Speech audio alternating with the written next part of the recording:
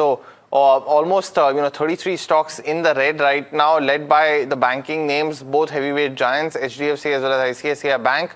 And the Nifty bank as well continues to be at the day's low because of that. The defense names, utility names continue to be in favor. So BL, NTPC, RIL, ONGC are the top gainers for the Nifty 50. But largely in terms of, when you look at the sectoral heat map as well, very quickly also, barring something like a realty which was down in trade today, and that has continued, the India defense has actually also slipped in the red, while the India defense continues to be in the green as well. Financial services and private banks are the biggest losers in terms of the losses right now, but broader markets also very quickly in terms of mid and small caps.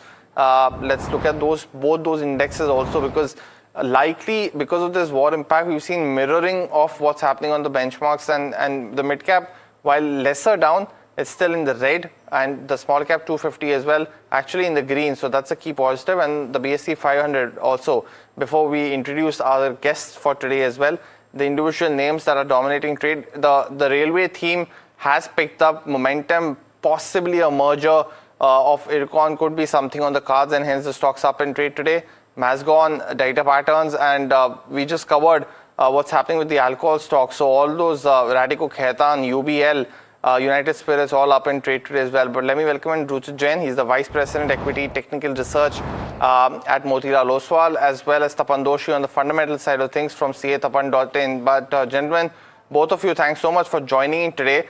Let me just go across, take the first query, and it's on Nazara Tech. Now, our viewer Sriram Raghuraman is holding shares at roughly around 165 rupees per share. So he is in the profits, but of course the stock's way down from the highs. He's asking a fundamental view on the stock for his 80 shares. Tapan, welcome to the show. What would you recommend? Good afternoon, Puneet. No, of course, Nazara Tech, now I'm not so much bullish. No, after that ban from the government, I think most of the business, the business which was giving a good profitability is gone now. And now I think still the visibility is not what they're going to do. Again, the management guidance, what I last time heard, they are talking about, they are working on some other business area, but I think still it will take time. So my take is better to get out. He's already in profit and go to some other sector.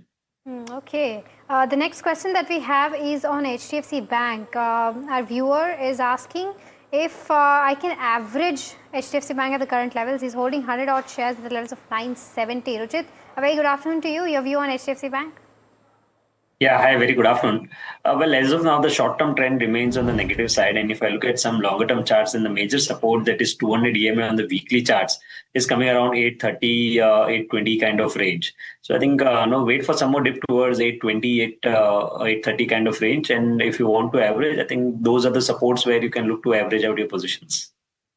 Got that view, Ruchit. But the next question is on the cement space, and likely a very important one. Gopika from Chennai is asking us this question. Now, we've seen correction on all those stocks. So let's pull up Ultratech, Shree Cement, and JK Cement as well, and you will see that pressure.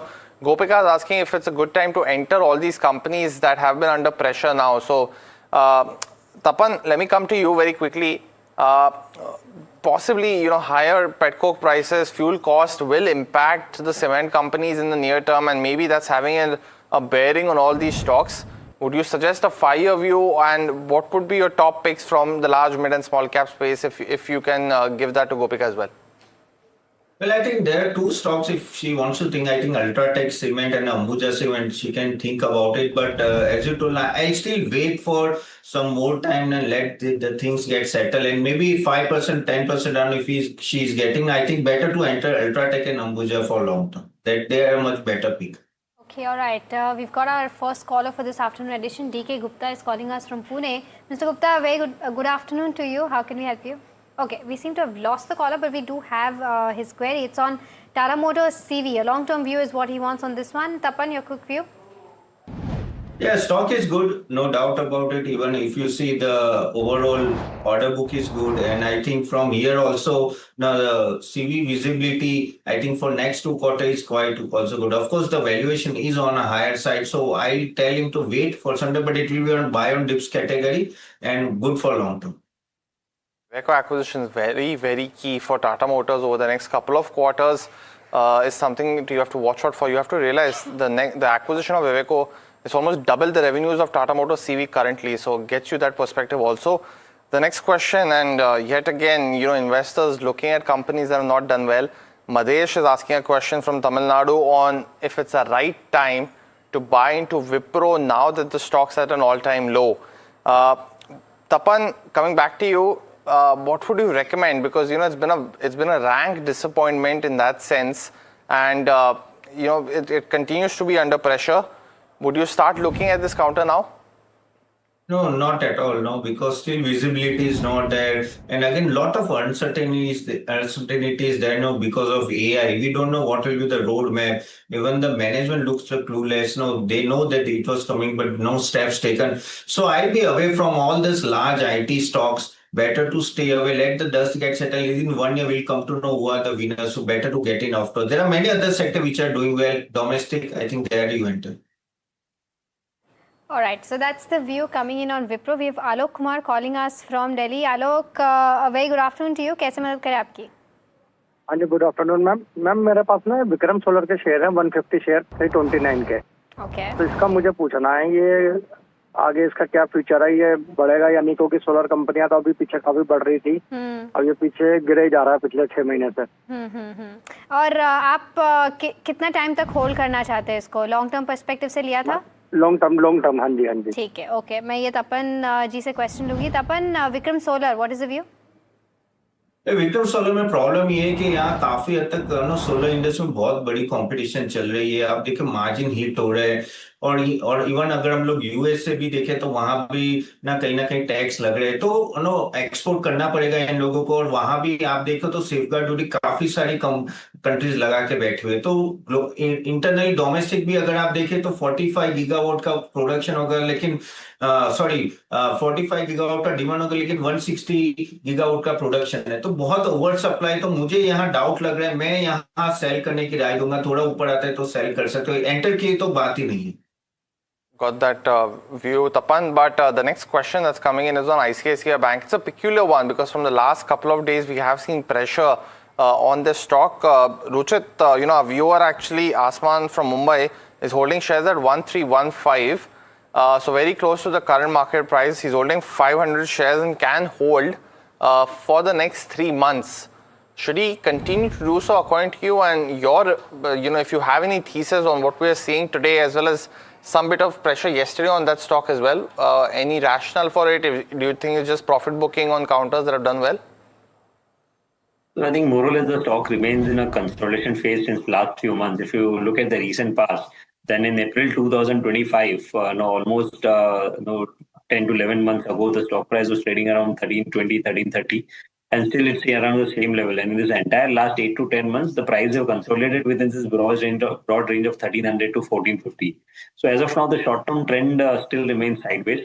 I think until we see any kind of momentum coming in the private sector banking stocks, the stock is likely to see a continuation of this consolidation. So don't expect any major trended phase in the stock. 1300 is the immediate support, followed by 1255. So watch out for stock taking support around these levels. Okay. All right. The next question is on Finolex cables. Majeure from Pondicherry is asking this question. He wants to know if this is the right time to buy from a short-term perspective. Ruchit is not defined short-term for us, but how are the technicals looking like, let's say, for the next 6 months? The technicals are looking good. The stock has already gone through a price rise as well as time-wise corrective phase over the last few months. Recently itself, I think a couple of weeks ago, the stock gave a breakout above its 200 EMA. And if you look at the volumes in last few trading sessions, the volumes have increased significantly. So 880 remains a crucial support for the stock from a short-term perspective. So till the stock is trading above 880, you can trade with a positive bias in the stock. Immediate target should be seen around 1130. 1130 is something to watch on Finolex cables.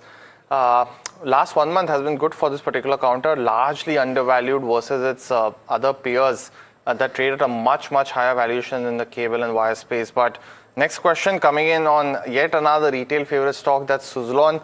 We've gotten a lot of questions over this counter over the last couple of weeks, and Nitesh from Vizag is holding 194 shares, bought at 47. Tapan, he's asking a long-term view. Is it a similar view that you have on Vikram Solar, continuing on Suzlon as well? And do you think these levels is something to buy or ignore? No, wind energy is a different ballgame. Now, solar, there is a lot of over capacity, and wind energy, it's not like that. Now, wind energy, very few companies like Suzlon and I know Wind is there. And I think the problem is the margin issues are there and pricing power is that is what. And again, the lack of power demand is hurting Suzlon. But I am positive on this company. It's a debt free and it's doing quite well. And the result was okay, but as I told, power demand was not there. But hopefully next 6 months demand will pick up. So yes, this is a good level to enter. So please hold for a long term. Okay. All right. So that's the view coming in on Suzlon. We've got our next question, which is on Concord, but sorry, this is on Orkla, which is from, we don't have the name of the person, but fresh entry into Orkla is the question coming in from a viewer. There was a note today which is kind of hike the target price. Citi has in fact initiated on Orkla. Tapan, your quick view on this one, if any? Can you spell the name? ORKLA. It's a recent listing. ORKLA. Okay. So talking about 1 minute, I have to see that. Okay, Orkla, if I see now the stock has gone down from the initial listing and now it's almost 23% down and the P&L and all the profitability is okay. The problem is the revenue is not going up. Overall the valuation looks okay. But I think this is the business where a lot of competition is there. So just wait, don't enter now. Let the things get settled, then only enter. Don't enter now. Stock's not done well since its listing as well. So definitely this positive brokerage note coming in, and we'll put the spotlight on Orkla yet again in India market close. So do stay tuned for that as well. But largely continue to monitor this counter. But next question that's coming in is from Mysuru, and Sanjay has been patiently waiting by for a question. Sanjay, good afternoon. Welcome to the show. What's your query? Hi, sir. Good afternoon, sir. Good afternoon, Sanjay. Go ahead. Sir, KPIT technology in right time to buy current level, sir, in short term 3 months, sir. Please technical analysis, sir. Got it, Sanjay. Rujit, KPIT Tech, it's a difficult one in that sense, given misery to a lot of investors who held on. But so should Sanjay buy into it right now? Would you recommend that for the next 3 months? Overall, the trend is not positive for the stock. No, we have seen a decent correction in the IT names, and still that there are no signs of trend reversals. Yes, the momentum readings are in oversold. We might see a pullback move, but no signs of trend reversal for a big trended phase. So I think in such markets, rather than trading pullbacks, it's better to look at those sectors which are showing strength. Maybe defense would be one of the sector where if we are looking just from a short-term trading perspective, you can expect good returns, compared to trying to catch the falling knife in stocks such as KPIT or other IT names. So better to avoid these stocks and go with some other sector where there's a good strength. Yeah, all right. So that's beyond KPIT Tech. Pramod is our next caller calling us from Bengaluru. Pramod, a very good afternoon to you. What's your query about? Yeah, good afternoon. I bought CAMS shares at 702. The quantity is 140. Okay. Right now, I'm at a loss of 6%. I want to average this. Actually, what's the momentum of this stock? Okay. Can I average it or not? Okay, got your question. Rujit, would you recommend averaging out at the current levels? Not at current levels, but I would wait for either a complete trend reversal signal or any kind of dip towards the previous low, which were around 600. So hold your existing positions. These are not the levels where you should even book losses. But to invest fresh money, I would advise to keep a wait and watch approach for some more time. Got that view, Ruchit. But time now for the rapid fire round in this edition of Ask Profit. Ruchit as well as Tapan, you know the drill. Let me start off with the first question now. Now this one's coming in on Ramakrishna Forging. Aniket is holding shares at 653 and asking if it's a good buy for the next 4 years. Tapan, would you recommend that? Yeah, hold it. Okay, the next one is on Dabur, and Joseph from Kochi is asking this question. Holding Dabur at the levels of 498, hold, sell, buy more. Which is your view? I would recommend to exit considering its underperformance. KPI Green bought at 505. Ruchit, should Nandini continue to hold? No, exit on any pullback move towards 380. Nalco, should I hold for the next period of 1 week is the question coming in. Ruchit, on the charts? Yeah, should continue to hold up. Ruchit, on Grow as well, I know it's a recent listing, but our viewer holds at 156. What would you recommend for the next few months? Continue to hold. 148 is the support to watch out. Okay, is this the right time to buy United Spirits is the question after the development coming in with regards to Karnataka liquor prices. Tapan, your view? Buy on dips. No sell bought at 222. Ruchit, should Mallikarjun exit or average down right now? Hold existing positions, but do not average. Review around 160. Sula Vineyards bought at the levels of 238, currently trading at around what, 167. Should I buy more, avoid, sell, book losses? Ruchit, your view? Exit on pullback moves, not at current levels. Fractal bought at 883 rupees per share. We also had the results today, Ruchit. Actually, I'll go to Tapan for this one since it's a recent listing. But Tapan, any view on this one for Bharti? Hold it. DLF, is this a good time to buy from a slightly long-term perspective? Ruchit, your view? No, avoid until there are signs of trend reversal. Heritage Food is the other one that our viewer Mohan actually has a question on. He's bought at 500. What should he do with this, Tapan? Hold now. Okay, ITC bought at the present level. Is it a good hold for the next 2 years, Tapan? No, sell. The next counter that we're getting in is Castrol. Now, any view that you have on Tapan on this one? He's also asking with what's happening in the global context, but I think they're insulated, right? Yeah, but my sell it on rise. Okay. Apollo Hospitals or Eicher Motors? Where can I park my money from a short-term perspective? I've got 10 lakhs is the question coming in from Rajiv. Ruchit, your view? Both are good, but if your view is for short term, go for Apollo Hospitals. Inox India bought at 945. Ruchit, should he continue to hold for the next 2 years? I would recommend wait for a pullback towards 1280 and take a review again over there. DLS e-services bought at the levels of 237. Hold or book, loss and exit. Tapan, your view? Hold. LT Foods bought at 70 rupees. Should he continue to hold, Tapan? No, sell. Got it. Well, that's the end of the rapid fire as well as this edition of Ask Profit.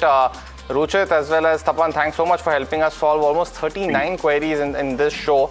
And we did get to the mid-nervous 90s in that sense, and probably we'll try and close that out, move on to 100 next week. But hopefully, sorry? On Monday. On Monday. But we have been able to solve a lot of queries this week. Hopefully it has helped you viewers. But that's all the time we have on this edition of Ask Profit. Thanks so much for watching. India Market Close comes up next.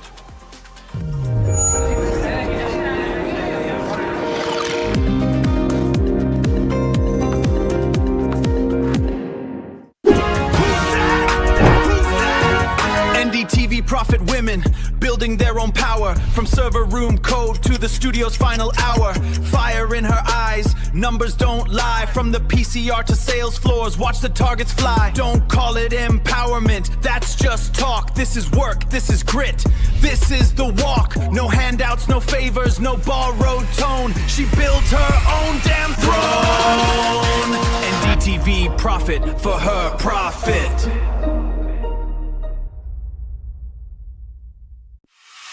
The stage that brings together India's most compelling creative voices. NDTV का creator मंच है where stories are shared, ideas are exchanged, and culture takes center stage. जब देश पे हमला होगा तो सब एक। आजकल चल क्या रहा है सिचुएशनशिप, आपको पता क्या होता है? कभी मैं कह नहीं पाया। It's okay यार। NDTV Creators Munch, where creative India comes together. हो सकता है ये कहानी बन जाए और क्रिएटर्स मंच के नाम से किसी दिन मैं रिलीज कर दूं। 2 powerful days, 14th-15th March, Sundar Nursery, New Delhi.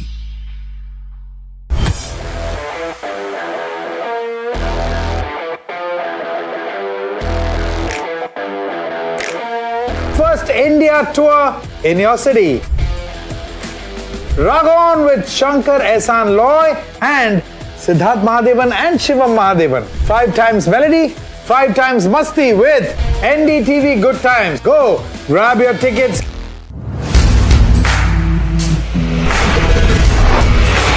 Alright team, our new order show is ready. Now we need a promo. Something cool, something sharp. Well, I'm sure we'll be having outstanding reviews, solid suggestions, Expert advice. The latest trends. It's a lot simpler. We'll help people make the right auto decisions. It's got the cool stuff, geeky stuff, serious stuff, all of it, so that you can discover, decide, and drive. I'm Siddharth Sharma, and I am your Automate.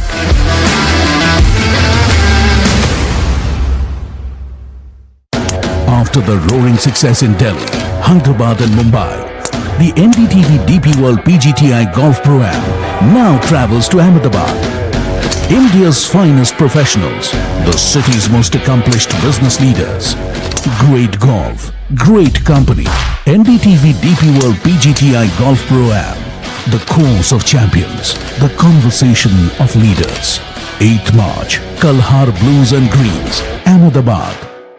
Money, fame, dirty money, fame. Spending millions every day, but I still the same. Ganti baji, jingle, jingle, jingle, jingle, jingle, jingle. Bas aaj ka jingle, jingle, jingle, jingle, jingle, jingle. Chal kare thode single, single, single, single, single, single. Kyunki tu hai single, single, single, single, single, single. Baby, I'm your Santa. Hi, I'm Tamanna Inamdar. Watch me on NDTV Profit, where I break down the day's biggest business stories. What happened, why it matters, and what it means for your money. Hi, I'm Neeraj Shah. Watch me on NDTV Profit for the most incisive market intelligence and meaningful corporate conversations. And I'm Alex Matthew. Markets, mutual funds, insurance, personal finance. I help you cut through the noise and make smarter financial choices. And here's where you can watch us.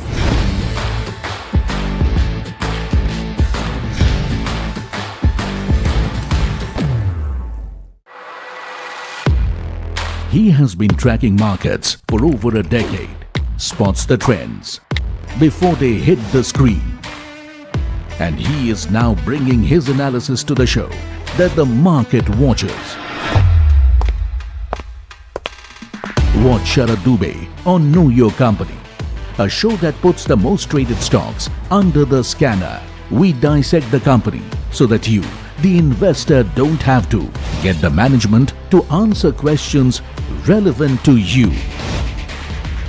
Watch Know Your Company, weekdays at 11:30 a.m. to understand your next big bet. Presenting the all-knowing, all-powerful Tech Guru. Whoa. Guru? I'm no guru. Okay. I'm just a guy who loves his tech. A show where the mysteries of megabytes and motherboards shall be unraveled. Bro, nobody talks like that anymore.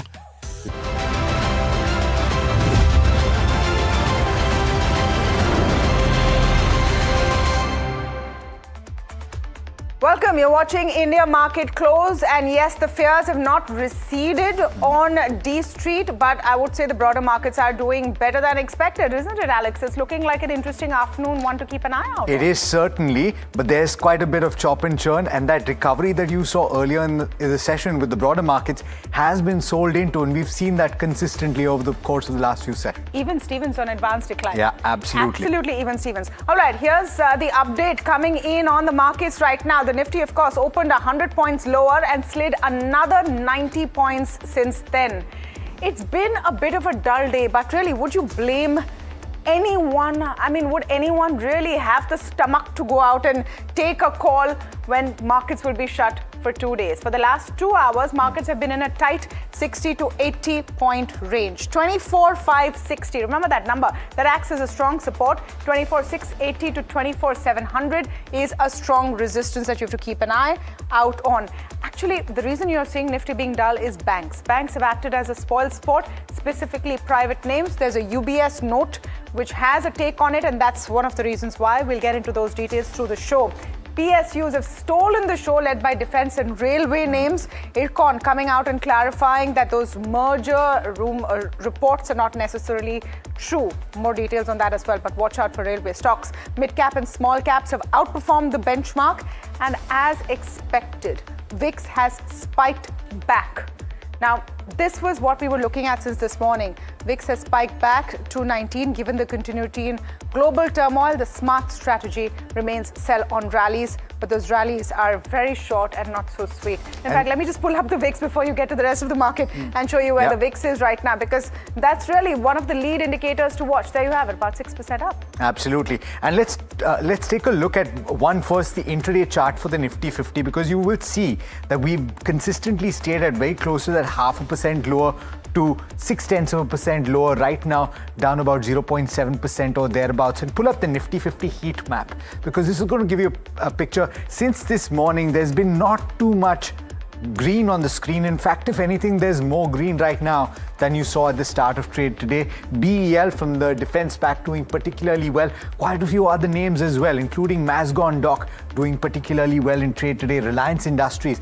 This is the one sweet spot for the benchmark Nifty 50, and the reason why you aren't seeing sharper cuts at this moment. Hindalco continues to move up. The upstream oil companies do well as well. ICICI Bank at the bottom of the screen. That's the big drawback for the Nifty 50, and you won't see HDFC Bank too far behind. It's right here with cuts of about 1.8% or thereabouts. The broader markets tell a different story though. Yeah, but you know, if you actually would look at the Nifty minus HDFC and ICICI Bank, it might look like a much better picture. It's these two. The let's Nifty pull up the contribution chart. Will actually show you that picture and why you're seeing those kind of cuts. And between, look at that, over maybe 110 points out of the 247 point cut coming just from these two. And thereabouts, maybe 120 odd points coming just from these two, and that's why you're having that pain point over there. Let me go across to Kunal Shah, Senior Technical and Derivative Analyst of Mirae Asset Sharekhan, joining us this afternoon. Kunal, can we expect some afternoon magic on the Nifty before we close, or there is just more of this range-bound kind of trade? Good afternoon, Tamanna. Good afternoon to everyone. So I think I'm expecting a range-bound trade over here because if you look at the weekly today, will be the weekly close for Nifty. We are going to form a doji candle, and that is somewhere close to 24,620, 650 on the upside. So I'm not expecting any big move over here. Only if the yesterday's low that has been broken on the downside, then probably you will see some trending moves coming. Again, the problem has been the Bank Nifty index, and that is where the weakness is clear-cut visible. So that could again play the downside. The open downside levels for Bank Nifty is 57,700, which is where the earlier swing high for the swing low for the Bank Nifty was. So I'm expecting that to be tested on the downside going forward. So Bank Nifty looks weak. Any intraday bounce back should be utilized as a selling opportunity for the Bank Nifty. Okay. Kunal, stay on with us. Neeraj also, of course, joining in. Neeraj, what are you making of the kind of crack in private banks right now? What are you hearing? Is there really need for this much concern? Alex, I miss being in the studio, by the way, I must tell you, but it's great to be You're with the two welcome of you, anytime. Right? It's not that far. And we've got room right here, don't worry. No, so I mean, typically while in the morning we all give our own analysis as well. I kind of tend to talk to a few people in Mumbai in the afternoon to try and get a sense of what they have to say. Some institutional investors, so on and so forth. And people are a bit surprised with this move this afternoon, considering that the rest of the world is not doing as bad. I think Europe, if I'm not wrong, has actually had a fairly brisk start with the slight cool off in oil prices as well. So that side of the picture is looking okay, and which is why people are a bit surprised. In fact, brokers told me that in client portfolios, while the markets have come off another 1% or thereabouts, we're not seeing fairly sharp MTM requirements or mark-to-market requirements, which to them shows that maybe things are not as bad, and this is suppressed, which might just bounce back a bit. And very interesting, Tamanna, that you spoke about banks, simply because actually not almost, everybody that I spoke to is talking about those large banks as being the ports of call, where you go out and buy from a trading perspective as well. In the morning, we had people talking about, Aksha talking about, Parag talking about buying into them on an investment basis. But people are now talking about taking trades in an ICICI Bank, Axis, and some of the others. So that, to my mind, is the trade setup for the afternoon, really. A bit of a surprise in the fall, but the rest of the world is looking okay. Won't be surprised if there is a bit of a recovery. If not today, I heard Kunal say that it may not happen today, early next week.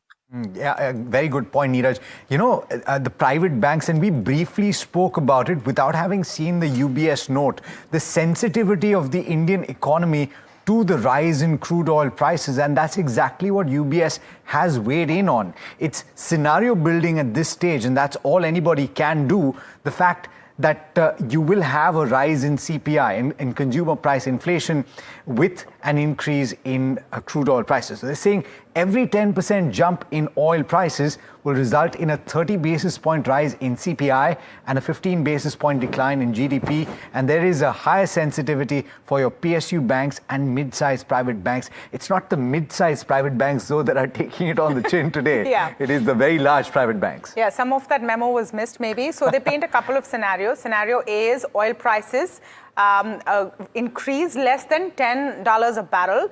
That means the EPS impact is 1 to 3% for FY27. Hardening of yields resulting in treasury losses. That's where the concern is. Private banks, though, have better net interest margin protection. Credit costs, minimal impact. Preferred picks are Axis and Kotak Bank. Now, scenario B, where oil prices go up by $20 to $30 a barrel.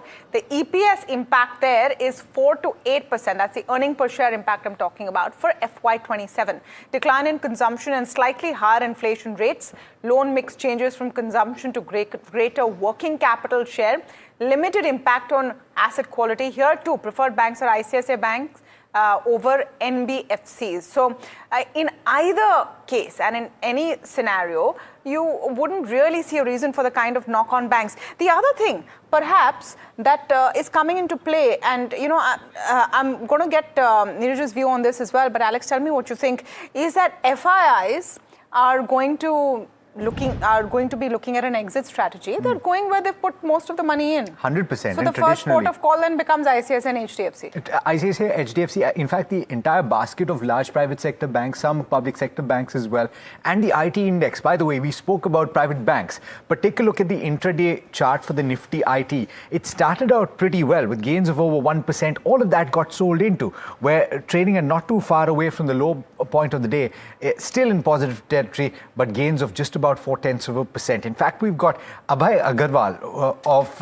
Piper Serica Advisors, the managing director, joining us right now. Abhay, thanks so much for taking the time, and always a pleasure speaking with you on NDTV Profit. What do you make of this? Because the private sector banks getting sold into today, the thesis that we're working with is that the higher oil prices will result in pressure on CPI, and that will have a bearing on the projection for interest rates, and it will also have a negative effect on the GDP. But one wonders whether they're getting beaten down too much. Yeah, good afternoon. I think the texture of the market is such, not only in India but globally, that fundamentals are not really, driving the markets right now. I think it is more of technicals, more of sentiment, if I may say. What we are seeing is that investors are looking at a risk off with the worry that this war situation may just drag on. And that is why it is difficult to analyze daily up moves or down moves in broad sectors also, because they could be just technical selling, investors to get into cash for safety for the time being. I think difficult to build narratives into what is happening. Of course, there are fundamental changes in many industries, so they are easy to assess, like IT services for that matter. But really, for Indian banks to sell off at the valuations they are, it looks like it is just, selling for investors getting into cash. Abhay, you usually want to buy a business which is fundamentally good afternoon, this is Neeraj here. You usually want to buy a business which is fundamentally looking sound if that business is available at a good valuation, has the safety of the large cap space, and is arguably the first port of call for FIs when they come into the country because it's the largest weighted.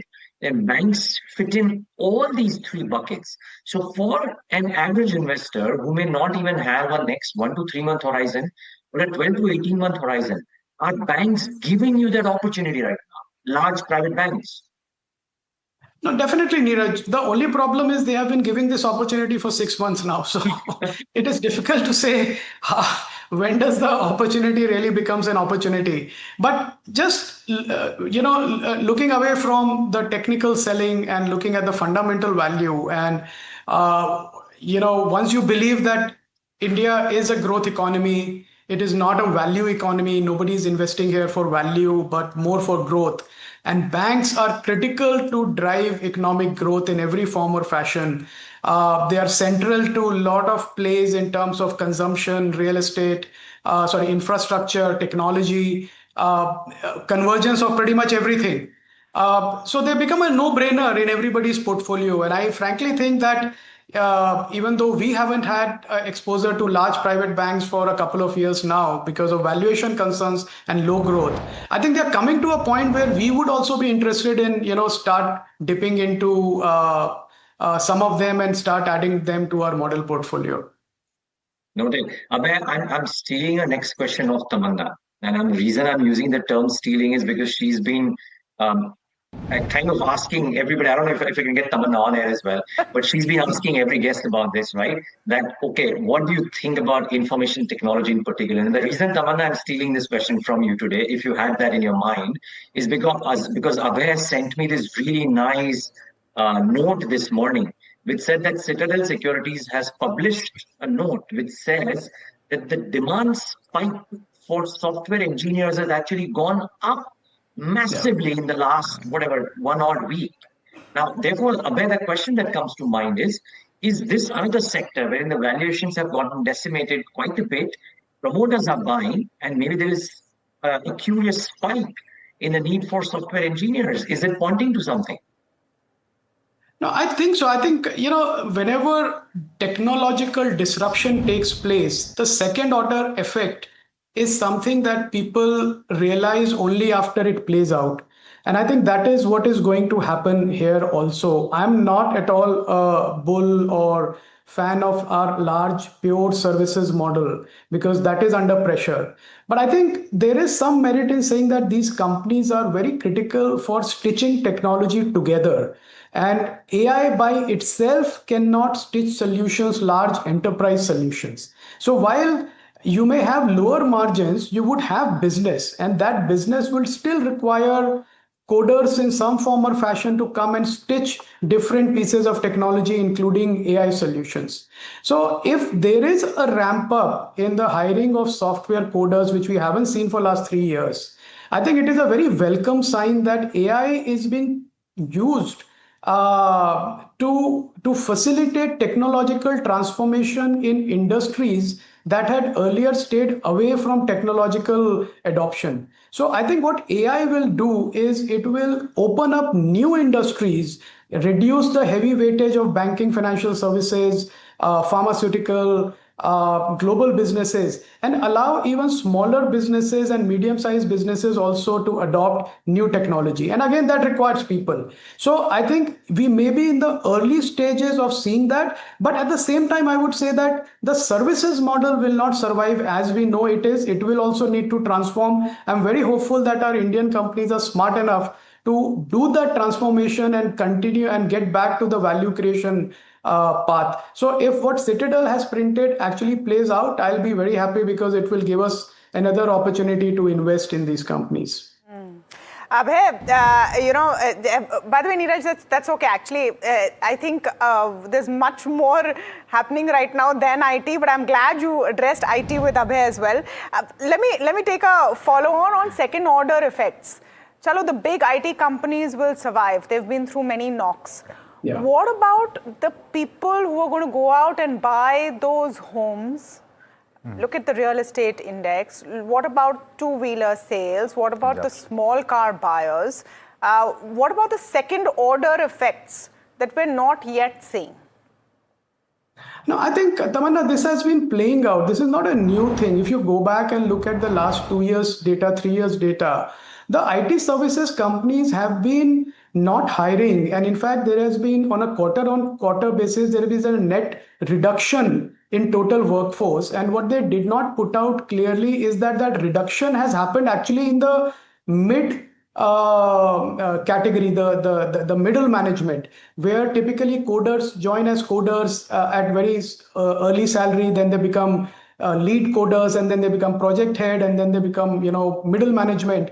So typically IT services companies, what they do is, not only Indian but global companies, they remove the middle management layer, which is more expensive, and replace them with the early stage, entry stage employees. So it's not that this is the first time that we are going to see it. This has been happening for 3 years. And in fact, if there is a pickup, then it may stop happening, that the whole middle management has to go and look to do something else. So I don't think there will be any negative impact beyond what we have already seen in the last couple of years or 3 years. Okay. Even as we're speaking, the benchmark seeing further cuts. But Abhay, as we end this conversation, just want to check with you. Are you deploying at this stage, or are you holding back? Are you keeping the powder dry because you see opportunities soon enough?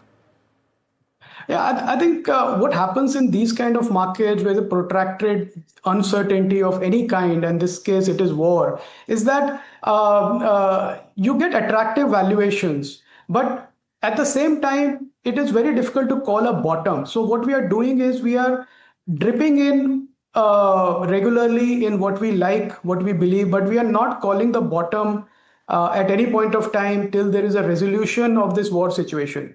But without being too opportunistic, wherever we find interesting ideas, we are not shying away from deploying, knowing that this could be a protracted sideways market, with a bias to the downside. Fair point.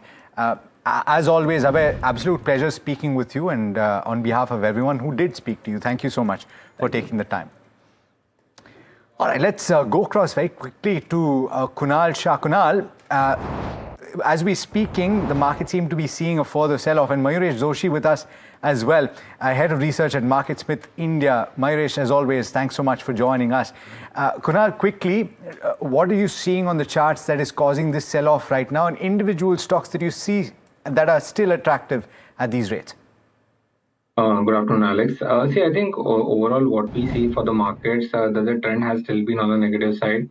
I think there is one more last leg which is left for the markets. What we have downside targets close to 23,900, 23,800 on the downside. That is what we are eyeing for. So I think that last leg will be played out in the next week. And again, the approach remains as a sell on rise mode for the markets. The immediate hurdle for on the upside is now 25,000. Till the time we don't surpass that decisively, the view continues to remain on the bearish note. Now, Bank Nifty, the one which was the leader for the markets, now it is going to come around that 57,700 mark, which is on the technical chart the earlier swing low. And if that is breached decisively on a closing basis in the next week and we stay below that, then probably you will see further selling pressure coming in the Bank Nifty index. So Bank Nifty again is heading towards a critical support zone. You can say the make or break level for the markets as well. If we are able to hold that level, 57,700, 800 zone, then probably you will see a reversal from those levels. If not, then the selling pressure will continue on the downside. However, in this weak market, some of the stocks, a couple of ideas. Firstly, on the sell side, I will discuss. Again, on the sell side, TVS Motor again looks as a sell for me. Already the stock has made a top at the higher levels, and now we are seeing correction from the higher levels. We expect this correction to continue on the downside. 37.86 is where it is currently trading. One can sell at the current levels with a stop loss of 38.45, looking for targets of 3700 to 3630 on the downside for TVS Motor. So that is a sell for me. The second stock where I think again metal as an index would continue to do well. So metal I'm still bullish on. Here the setup looks still positive for Vedanta. It has been forming higher lows and reversing from the 20 DMA that is acting as a support. So with that stop loss currently trading at 721, one can keep a stop loss of 698 and one can look on the higher end targets of 750 to 760 on the upside. Okay, all right. Mayuresh, allow me to mark Fractal Analytics, which we're talking about as the stock of the day, or at least one of them, and I'll come back to you for an analysis on that. Results, of course, came through today, and Jasmeet joining in to talk about some of the key highlights that emerged not just from the numbers, but also from the conference call that took place this morning. Jasmeet, what are you picking up? Well, Alex, thank you for that. Well, this marks the first result of the company that they're posting post the listing. If you look at the whole listing performance, the stock did list at a discount of 2% and since then the stock is down about 6% in trade, but buzzing in trade today on the back of the good Q3 numbers.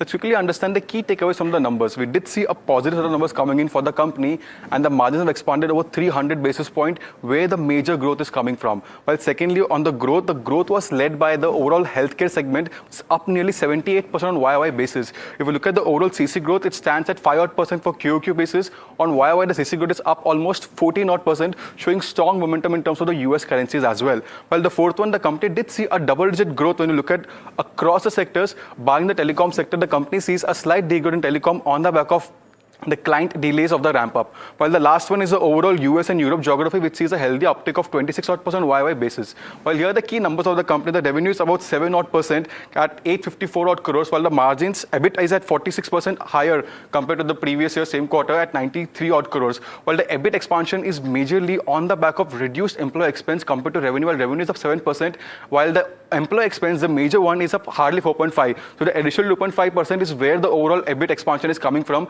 while the margins is a healthy uptick of 300 basis points, and the net profit for the first time in the history of company crosses the 100 crore mark in this particular quarter. While the net profit also got impacted on the back of the lower other income, which they saw was loss coming from the Cure, one of the associate companies of the company. Let's quickly understand the other key takeaways of the particular result. While the company did add one client in over $20 million basket in the first 9 months of the quarter, of the year, they also added 5 additional clients in a 1 million quarter basket. Further, the overall R&D expense is something that we picked up from the con call, where they continuously spending on the R&D, and they believe that every gross margin expansion they do, they would invest some part of it in the R&D expense as well. So that becomes a major focus for the company. While thirdly, on the revenue per employee, even that is a healthy uptick of 6%. The employees were same, but they earned higher revenue in this particular quarter on the back of improved efficiency. While lastly, if you look at the other income sees a loss of roughly 21 crores. That was on the back of the reduced income coming from the Cure AI. Well, the company also makes a note about the net revenue retention, which is 114%, which basically means the amount of revenue they're able to earn from the same amount of clients on a year-on basis. And this year that increase of 14%. This overall segmental mix of the company, the consumer segment saw uptick of 14%, but the telecom segment is where the company is getting hurt, and it's down about 2%. But the HLS saw major growth, and even in this quarter, they released Vaidya 2.0, a new AI tool on the healthcare basis, which saw an uptick of 78%, while the BFSI maintains a healthy growth of 26%. If you look at the overall geographies, the America and Europe delivered a 26% uptick all in all, showing positive up move, but the APAC sees an uptick of almost about 6%. That's something to watch out for. Lastly, we do see a good set of numbers coming in for the company, and the Fractal Alpha, the second segment of the company, has seen reducing losses, so that will be in focus in the coming quarter as well. And this quarter, it did see a slight downtick in terms of the overall revenue. So all in all, good news for the company flowing in, and the stock is about 5% in today's trade.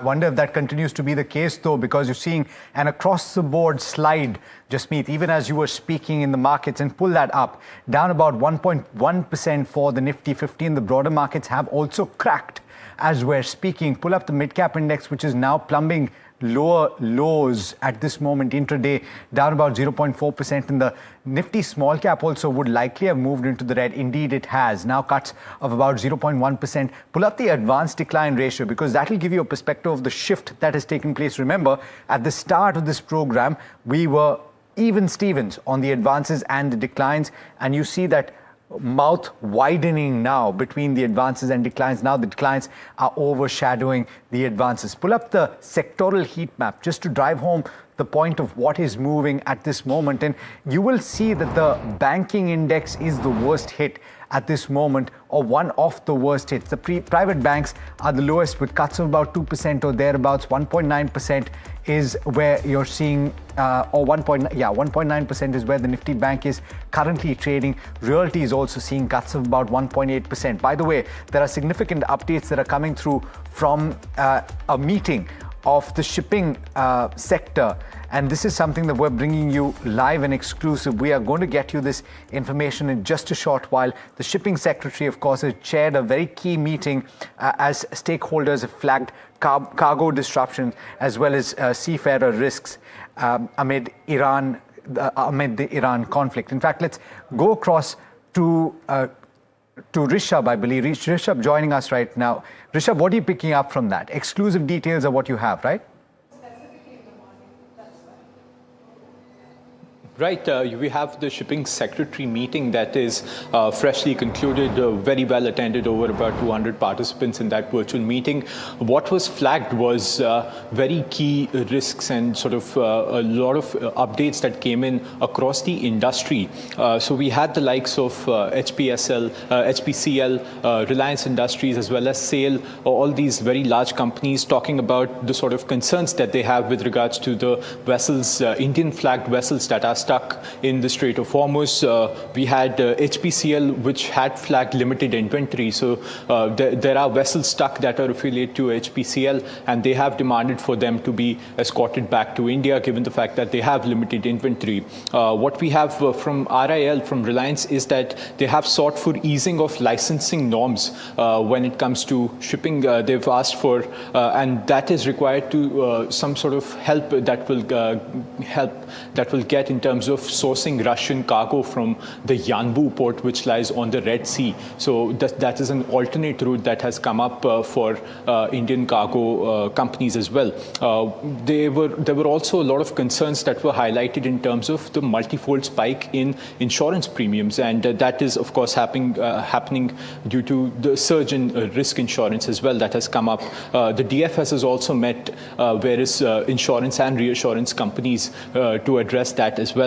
What we're picking up on several detention charges is that exporters have flagged those as well, because there are certain goods that have cleared customs but are still stuck at ports, and they are having to pay a detention charge because of the war situation. So that is also another concern that was stuck. There's also a need for war risk cover according to the government's war risk insurance scheme that exporters have highlighted. There's another meeting that is set for 11:30 on Monday, and this will also be headed by the Director General of Shipping, and they will be talking about the sort of update on the concerns that have been given today. What the government also did was it urged all stakeholders to prioritize national interests over commercial interests at this point in time. So there were talks of not charging extra on ports, better and faster custom clearances. What we've seen is that the ECGC, which is the Emergency Credit Guarantee Corporation, the government has also guided them for them to not increase their war premiums, and that is also a very important demand. What we have also is the RBI having met all large banks, all large public banks, as well as including the SBI. They've asked for all their branches in the affected areas to remain operational and continue to provide services in a work from home style, so that those operations are not hit. So a slew of updates there across industry, across sectors, and we'll stay tuned to this developing situation. Yeah, thanks a lot for that, Rishabh. Important highlights. And Mahesh Joshi, I'd like to take this to you. There's a lot of conversation and pieces around what's happening to oil and what will India do, buying from Russian oil, availability of oil for refining, so on and so forth, and the GRM's comparison. What do you do within this oil and gas universe currently? Do you buy upstream? Do you buy nibble at downstream? Do you look at refiners? What do you do? Afternoon, Neeraj. No, I think it's very, very dynamic as we speak, and every day I think there is a certain element of news flow that probably comes around. Obviously, Brent prices have seen a huge spike as we speak. Singapore GRMs have touched northwards of $25, $26. And therefore, I think the kind of refining margins that one is looking at, if one probably assumes this to continue over a longer period of time, and not just last for a few days, and if those margins stay where they are, with the kind of expanding deltas that you've probably seen, I think a tactical swing trade might actually happen in these refiners, and they're already reflecting that. So whether you're talking about MRPL, whether you're talking about Chennai Petro as an example, they already exhibited a strong set of numbers in Q3. And I think if the logic goes with the rationale that this continues, as I said, for a few more days or a few more weeks, that will reflect very, very positively in terms of the reported deltas and their margins in Q4 numbers as well. Upstream, again, with rising oil prices, obviously a key beneficiary. But again, I think it is very, very driven by news flow as we speak. So I think these mid-cap refiners actually might be good swing trades as we speak. Swing trades. Well, talk about swinging. I mean, the swing in the markets would make anyone dizzy. Just pull up the Nifty 50. last few minutes, sharp plunge over there, about 260 points down, but it's the Bank Nifty which has seen an astonishing drop. Over 1,000 points down now on the Bank Nifty. Let's pull up the components of the Bank Nifty as well.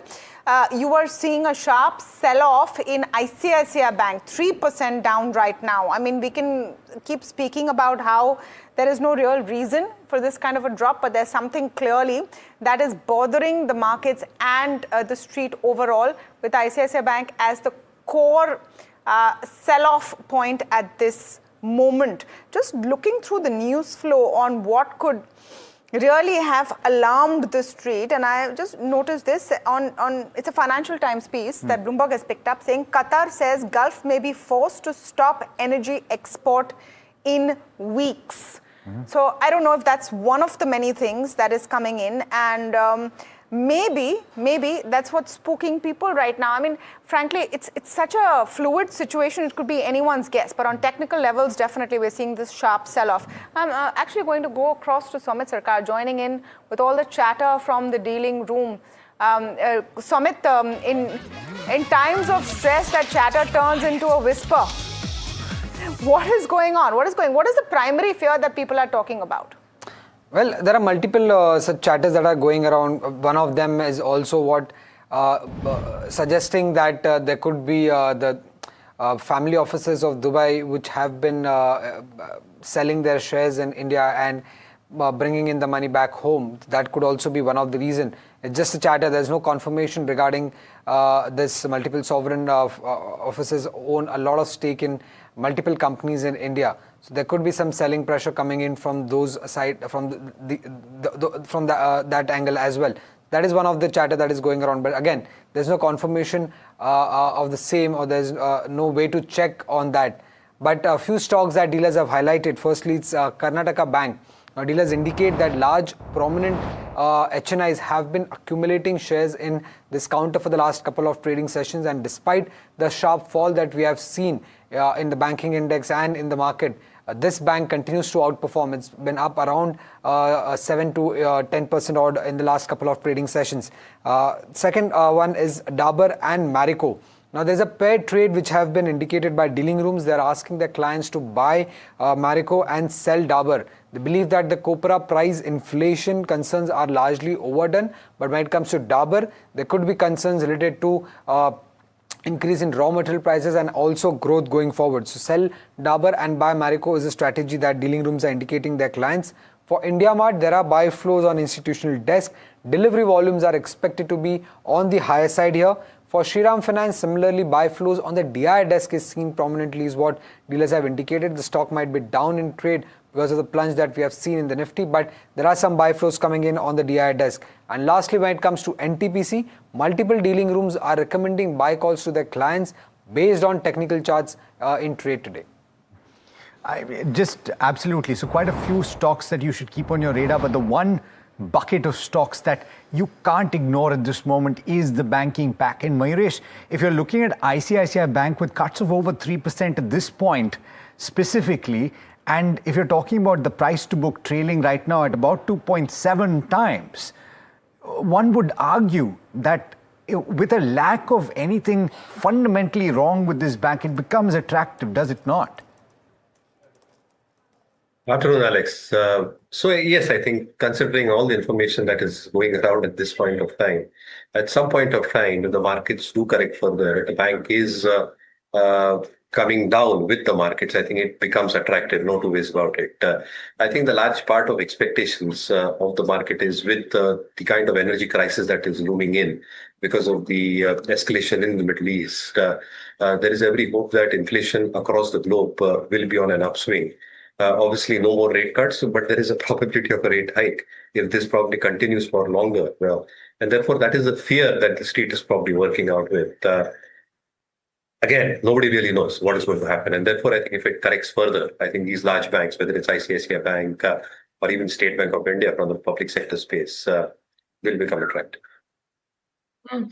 Kunal, beyond banks, Kunal, where is it that you would be brave enough or a risk-taking enough to take a short trade? Are you initiating a short trade this afternoon for a quick cover on Monday morning? I think yes, definitely. I think IT again still looks weak to me even from the current levels. From the current levels in the last 3 to 4 trading sessions, whatever bounces we have got, even on an intraday perspective, that has been very weak. So clearly indicating the weakness here. So again, IT continues to be on the weaker side, and there the selling momentum can still continue on the downside.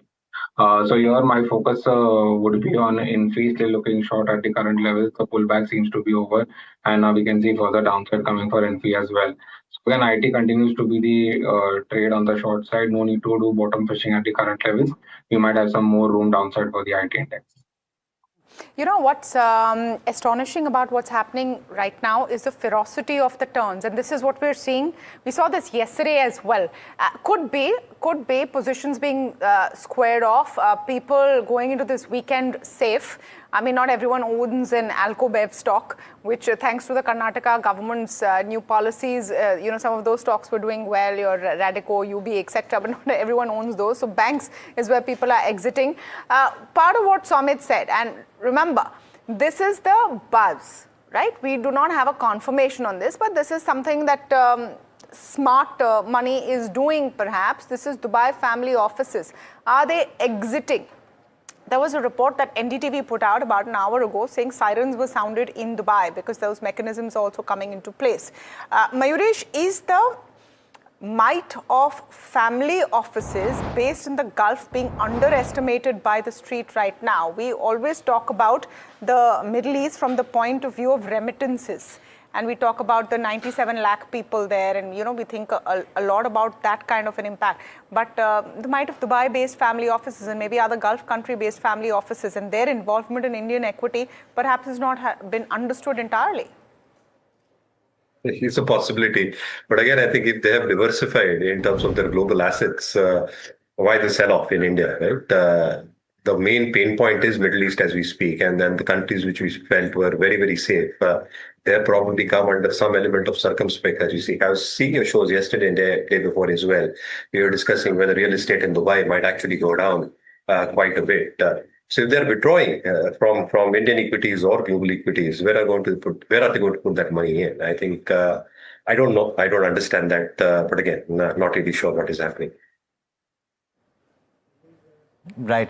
So 1.2% at this moment for the Nifty 50. And Kunal, the sell-off seems to be intensifying for a few of these banks. So let me ask you from a technical standpoint for the private sector banks, and two of the worst hit perhaps, ICICI Bank certainly, HDFC Bank as well. From a technical standpoint, what are the indicators? Are there bases that might be forming at the current levels, or is it too soon to call? I think no, not at the current levels. Specifically, HDFC Bank has seen a decent correction. So even if you look at the technical indicators, they have gone into the oversold zone. So there could be a bounce. This is what I'll be looking out for, what I mentioned in the start of the show. 57,700, 57,800 is a very crucial level for the markets. That has been the earlier swing low, even on the long-term chart. So if we hold this level, if there's a reversal coming from these levels, then probably these will see some bounce. HDFC Bank, again, is trading in the oversold zone, so that is one bet. But on the flip side, we have ICICI Bank, which has just broken the support on the downside. So probably again there is weakness, there is no confirmation, so no need to do bottom fishing. Probably next week would give us a better idea. If we are able to hold 57,700, 800 on the downside, then probably you might see some momentum coming back, or else Bank Nifty would see further pain on the downside that would drag the index at least towards the mark of 56,500, 56,800 on the downside. Okay, what is at the starting point of all of this worry is energy supplies, right, for India. So I'm going to go to this site. This site is actually amazing because it shows you, it's called Marine Traffic, and it shows you a live view of what is happening at the Strait of Hormuz. And let's just zoom out a little bit to show you how traffic has moved.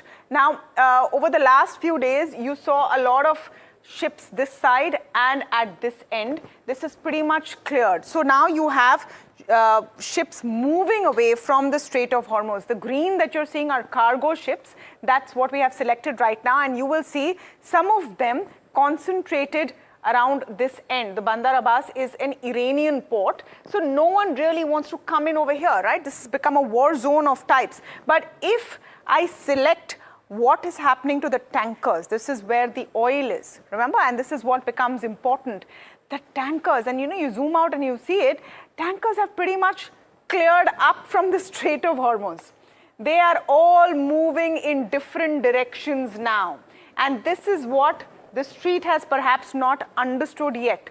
How exactly is this going to move? What are the other routes that are available? Just look at this map around Doha, Kuwait.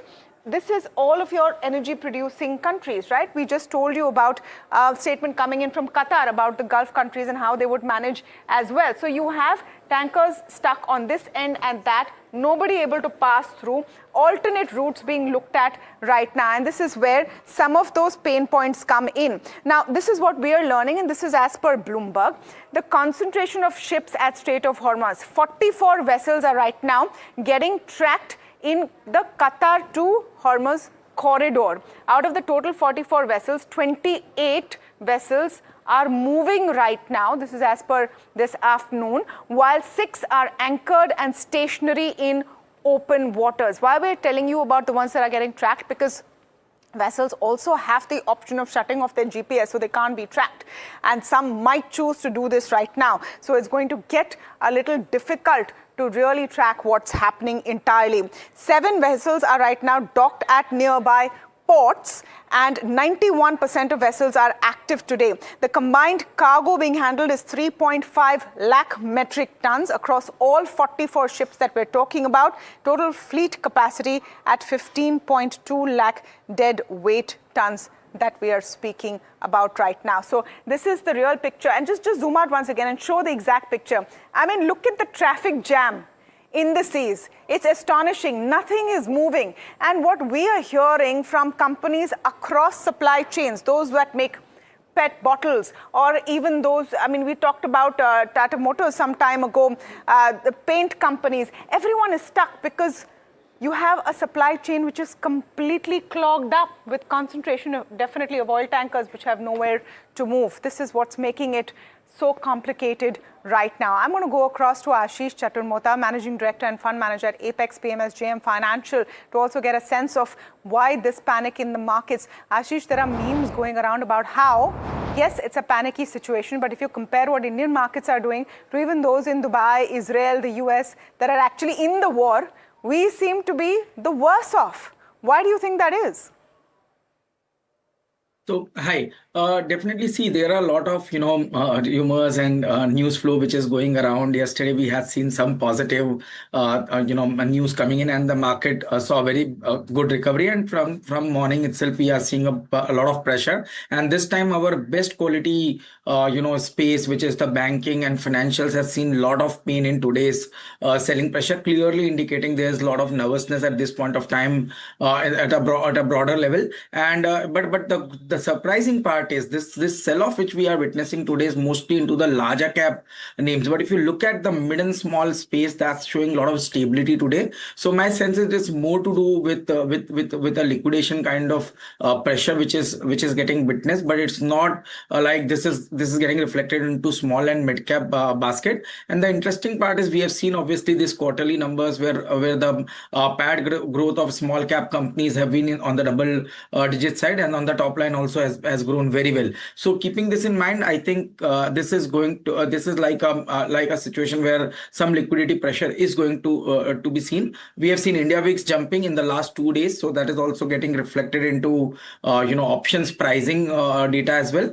So all in all, we can say that at current juncture, markets are going to be very, very volatile, and the range we are looking is broadly 24,000 on downside to 25,500 on upside. All right. But by the way, Ashish, even while you were speaking right now, you're seeing the broader markets that are plumbing new depths. You're seeing the mid-cap index now with cuts of about 0.75%. The small-cap index also heading lower. The VIX was playing out on the screen, and this is important to track because the volatility index is also seeing a very sharp spike, now up as much as 11.5% and moving closer to that 20 mark. Kunal, this is when you're heading towards that 20 mark on the VIX, that you got to brace for a significant amount of movement on either end. And so what are the talking points or takeaways that you're taking from that increased volatility just over the course of the last half an hour? I think definitely India VIX, if you look, the breakout what we had got even in the VIX around 15-16 zone, I think there is still upside left over here for the VIX to go. And now we are getting still further confirmation towards 23, 24 is where we can see the spike going on. So I think, yes, again, the next week is likely to be more volatile. We will see India VIX, even from the current levels, can touch the levels of 23, 24, and what has been already reflecting in the stocks as well. What we have been saying that for Nifty, the last leg is still left, where we expect this to go toward 23,900, which is where from the previous breakout had come in. So I think that is a critical level to watch out for. And for Bank Nifty, as I said, the swing low of the weekly 57,700, 57,800, this is where currently we are trading.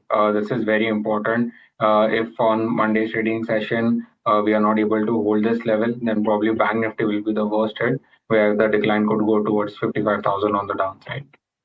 Okay, so those are the critical levels that you need to watch out for. Bank Nifty, by the way, trading at the low point of the day, down about 2.1%. Now, quite a bit has been already spoken about of what the context is, but one of the factors, and this is something that you saw on the screen just now as well, when you talked about the fact, or Tamanna talked about the fact that so many oil tankers are pretty much stranded in the water. They're not moving right now because that entire Strait of Hormuz region has been vacated completely and alternative routes are being sought. The term force majeure has been used repeatedly over the course of the last 6 days. Now we're talking about the legal implications of that and how this can be enforced, when you can use this as well. And to explain that from a legal standpoint, Sanjay Ashar, Senior Partner at Crawford & Bailey, joining us right now. Sanjay, thanks so much as always for taking the time and for speaking to NDTV Profit.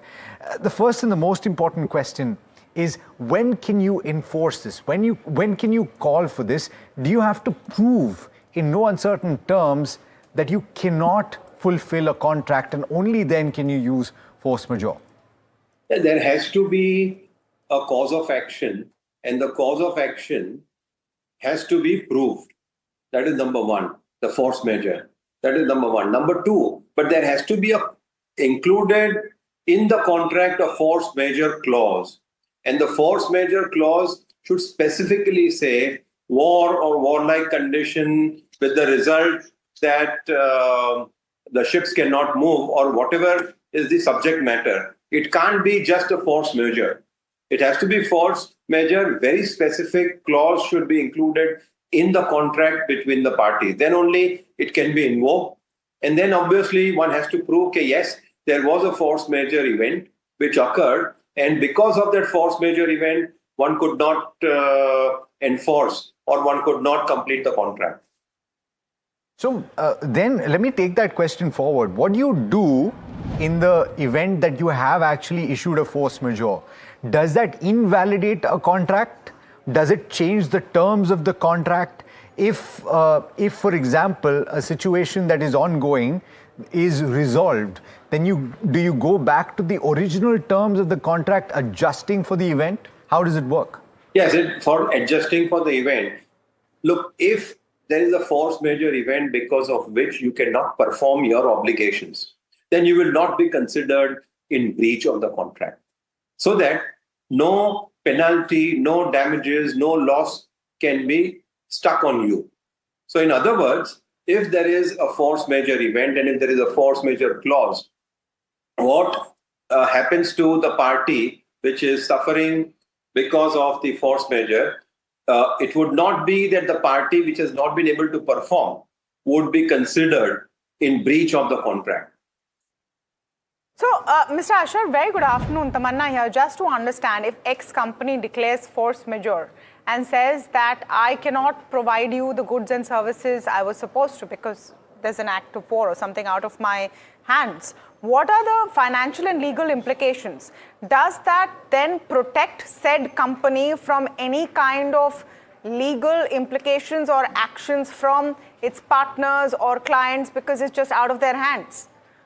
Is this a protective kind of a move What are the financial implications? Why do companies do it? What does it really mean for them? Because I think right now a lot of companies are announcing it and investors are trying to understand what its implications are. Yes, there is absolutely a protection in case a party cannot perform because of a force majeure event, which is there, and the force majeure clause is included in the agreement. So no losses, no claims can stick on that particular party which has not been able to perform because of the force majeure event. I'm not sure if I've answered your question, but what I'm saying is that there cannot be any loss which can be stuck or which can stick on the party which cannot perform because of the force majeure event. So that clarifies it.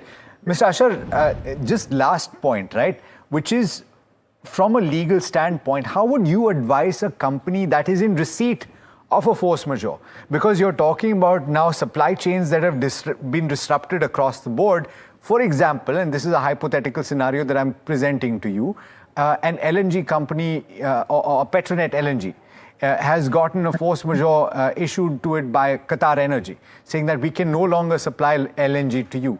What is the legal advice that you would give to the Indian entity in this case? Yeah, but that means a party which is suffering because of the force majeure, correct? Yes. If the party which is suffering because of the force majeure, who cannot deliver the required goods or the required material to the counterparty, in which event, obviously, when the force majeure event has occurred, it has to inform immediately the counterparty with whom it has entered into a contract, explain in detail as to what are the circumstances which are outside their control, and the force majeure event has occurred, and that they would want to invoke the force majeure clause, and that they will not be able to comply with their part of the obligation because of extraneous circumstances and factors which are beyond their control. And they have done all what is required to mitigate them as well. Sanjay Ashar, thank you so much for joining in and just explaining to us what is the concept of force majeure and how it will apply, because you're going to be hearing, viewers, this term more and more over the next few days as I suppose entities, companies try to grapple with what's happening around them. Well, we're grappling with what's happening in the markets right now, and now you have a 330-point cut on the Nifty. You're just about holding on to the 24,400 mark right now. Nifty IT has wiped out all of its gains. Nifty Bank is looking pretty bloodied, I would say, in this afternoon session. Just look at that line graph, and that chart is telling you the entire story, that big plummet there. Now, a couple of things could have happened, and we really don't want to speculate on what this could be, but I'm also seeing an interview in the Financial Times being quoted, and you know that interview actually talks about how a Qatar's energy minister has forecast that crude prices could soar to $150 a barrel. This interview is on the Financial Times, so we're just quoting what they have said, and he's saying that crude prices could soar to $150 a barrel in 2 to 3 weeks. Now, if this does happen, of course, it's the worst case scenario, right? That is getting painted. Qatar says Gulf may be forced to stop energy exports in weeks.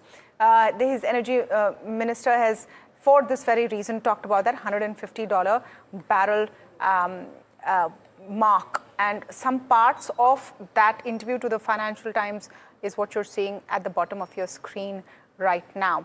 Now, clearly, think of it this way also. Gulf countries are going to want to press the emergency brakes, right, on this war, because they're the ones at the receiving end. Ashish, I want you to come in on this. If Iran's strategy right now was that let's have those in our neighborhood, the Gulf countries, feel the pain, and then they will raise the alarm, that's exactly what's happening. Definitely, that's exactly what is happening, and it is creating a lot of nervousness in the entire Middle East, and that's how they are going to try to be the first one to get this matter resolved, rather than Iran coming in front. And that's where I think market is very, very much worried about the way crude is going up, and this is also getting reflected into one very interesting data point, how the dollar index is shaping. You see how dollar index is gaining strength in this extreme uncertain environment. The reason is the flight to safety has started taking place, and that's where the hedge against this a strong geopolitical risk is getting reflected into the move of dollar index. And at the same time, crude prices have shown a very strong resilience. So keeping this in mind, and see today also, if you look at most of our defense sector and space is showing such a good rally, clearly indicating that this volatility is going to continue and people are going to shift their focus on the industrial metals, commodities, hard assets, and the rally on the dollar index might continue. So these are some broader themes which markets are anticipating at the current juncture. And we have also advised our clients or investors to have some kind of hedge in the portfolio at current juncture. So this hedge could be in the form of creating cash, or might even buy Nifty puts to protect the downside against the drawdown in the portfolios. Okay, I am very hesitantly, Kunal, asking you for, I'm not even going to say BTST, ideas for Monday. Is it sell today and what you can't sell on Monday? Or is it, I am sure things will improve, let's look at buying? How are you looking at it? Yeah, I think Tamanna, definitely doesn't look like things are likely to improve even on Monday. As I mentioned for Nifty, we are at the last leg. What we are talking about is still left, that is 23,900, 800 zone, which is the next support zone for the markets. So that is where we still have from the current levels more 400-500 points downside left over here. So today the beating has been from the financial space as well. So here again, I would like to go on the short side with Chola Finance. Already the stock has been showing a weak trend from the high levels. There has been negative divergence, there has been negative crossover, and now we have reached the recent bounce back what we got from 1628, 1630 on the downside. So I think here still more selling pressure is visible for the stock. So that's a sell for me as an STBT. And one can see targets of at least close to 1580, 1550 on the downside, with a stop loss of on the upside towards 1670. At this moment, it seems like a lot of people in India are saying that they don't want the tension of holding a portfolio that could see sharp cuts ahead of the match on Sunday. They have enough tension to worry about with India playing a final, and they're saying take are they betting on the match table. instead? I mean, I don't. No, okay. Can I say something? I don't want to be just saying this for the sake of it, but frankly, is there a need to panic so much for Indian investors? Honestly, is there a need to panic so much? I don't think so. You are the only nation, one of the few nations who Iran wants to give safe passage to, who America wants to, help out and ease your energy issues as well. Russia wants to trade with us. You're the only one there. Yeah. And yes, you're dependent on oil, but so what? I think things will have a way of working themselves out. So that is ultimately the question. And all of those scenario building that we did just a short while back, the problem is that if crude goes above 100, then all of those question marks that you had about interest rates falling go out of the window. Instead, you're talking about them going up. We've been at 100 before. Yeah. We've been at 100 before, and it'll be 100 for everyone. Yeah. Not just for us. So we'll have to see. All right. Shrimi Chaudhary joining in with more details of that key meet that the shipping secretary has chaired with stakeholders. Shrimi, does there seem to be a clear plan of how Indian shipping industry will be seen through this crisis? Yeah, absolutely, Tamanna. This was a very crucial meeting indeed, because the shipping ministry heard all the stakeholders' concerns, right from the OMCs, your steel companies, refiners to exporter, everybody they heard. And the most important point, they kind of underlined that see this situation as national interest and not something like which is commercial in nature. So that's very key point mentioned by the government to all stakeholders. Now, some of the points are noteworthy here, and I'm starting with the HPCL point. They said that 2 LPG and 2 crude vessels has been stranded in that Gulf region, and why that is challenging, because many more are actually awaiting for the clarity, and that is posing a risk clearly on the inventories, because we have the limited supply is the kind of indication HPCL has flagged in that crucial meeting.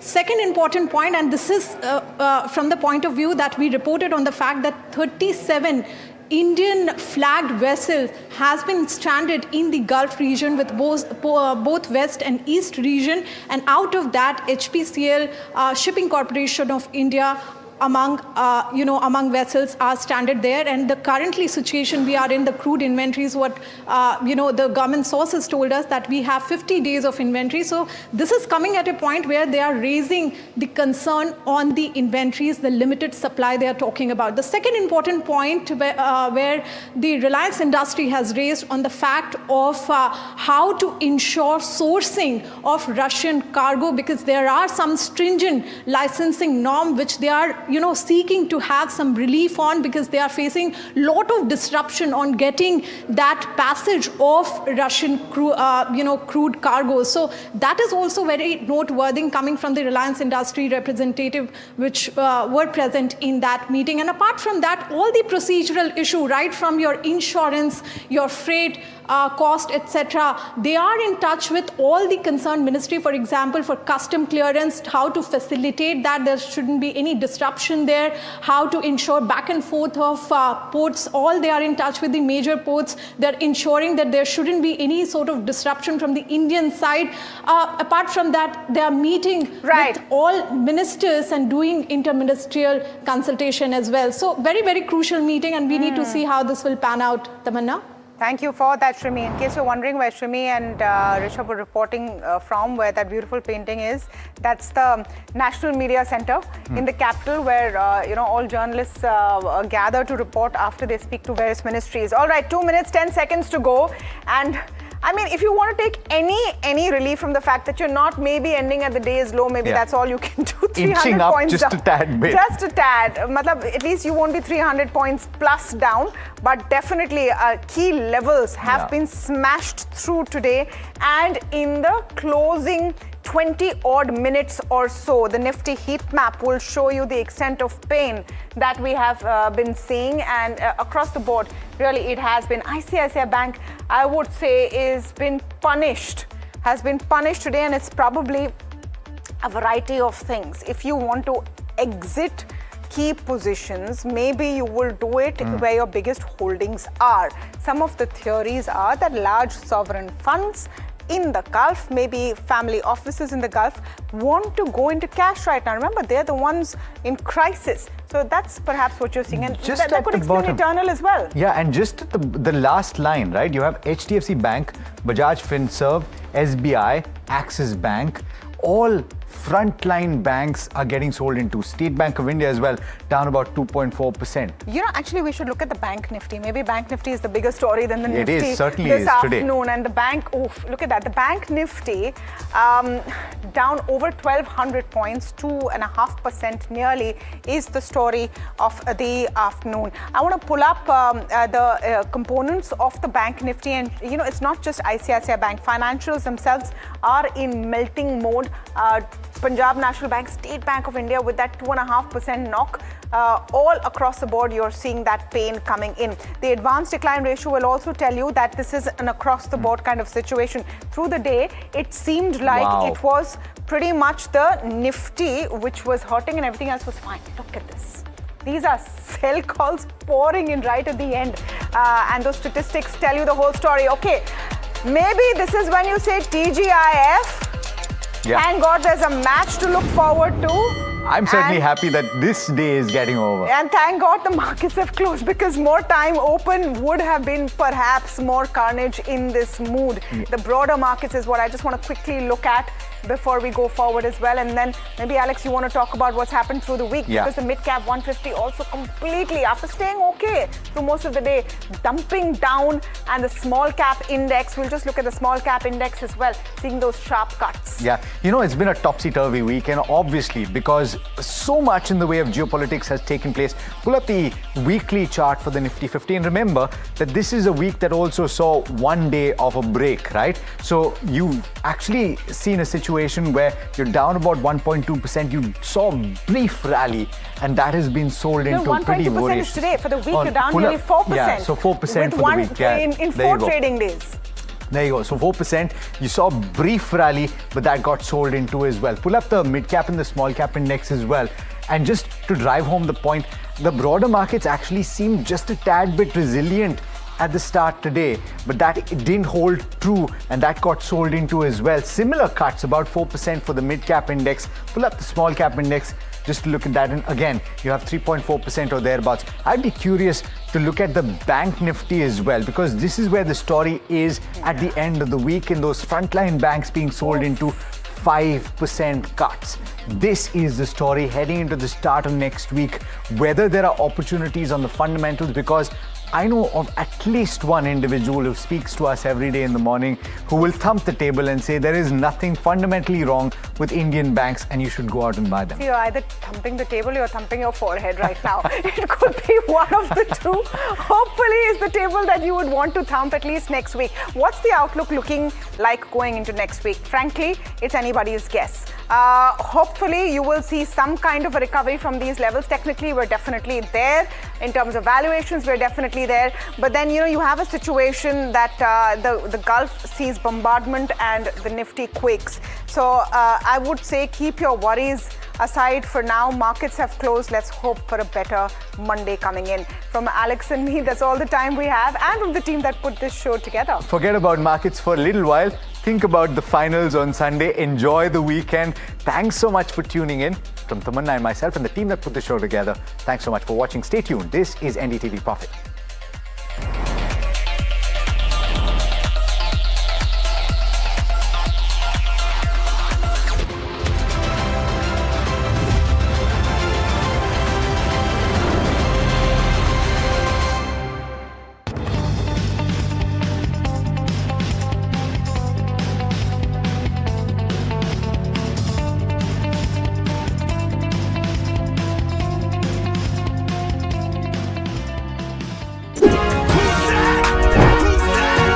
NDTV Profit women, building their own power. From server room code to the studio's final hour. Fire in her eyes, numbers don't lie. From the PCR to sales floors, watch the targets fly. Don't call it empowerment, that's just talk. This is work, this is grit, this is the walk. No handouts, no favors, no borrowed tone. She built her own damn throne. NDTV Profit for her profit.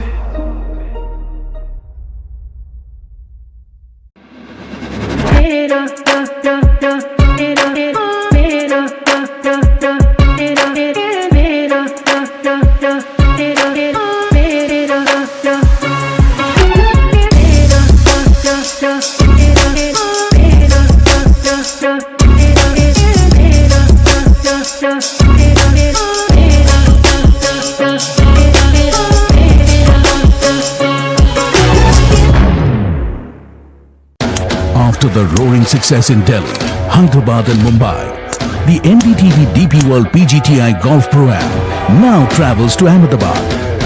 India's finest professionals, the city's most accomplished business leaders. Great golf, great company. NDTV DP World PGTI Golf Pro-Am. The course of champions, the conversation of leaders. 8th March, Kalhar Blues and Greens, Ahmedabad.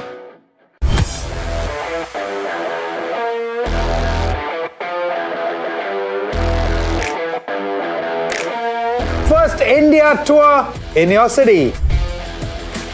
Rag on with Shankar Ehsan Loy and Siddharth Mahadevan and Shivam Mahadevan. 5 times melody, 5 times masti with NDTV Good Times. Go grab your tickets.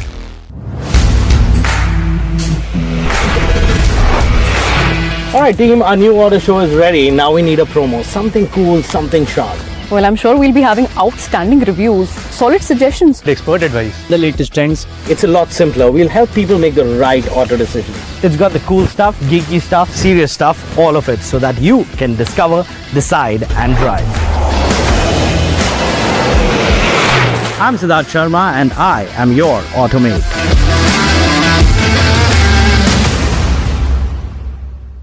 Money, fame, dirty money, fame. Spending millions every day, but I still the same. Ganti baji, jingle, jingle, jingle, jingle, jingle, jingle. Bas aaj ka jingle, jingle, jingle, jingle, jingle, jingle. Chal kare thode single, single, single, single, single, single. Kyunki tu hai single, single, single, single, single, single. Baby, I'm your Santa. Hi, I'm Tamanna Inamdar. Watch me on NDTV Profit, where I break down the day's biggest business stories. What happened, why it matters, and what it means for your money. Hi, I'm Neeraj Shah. Watch me on NDTV Profit for the most incisive market intelligence and meaningful corporate conversation.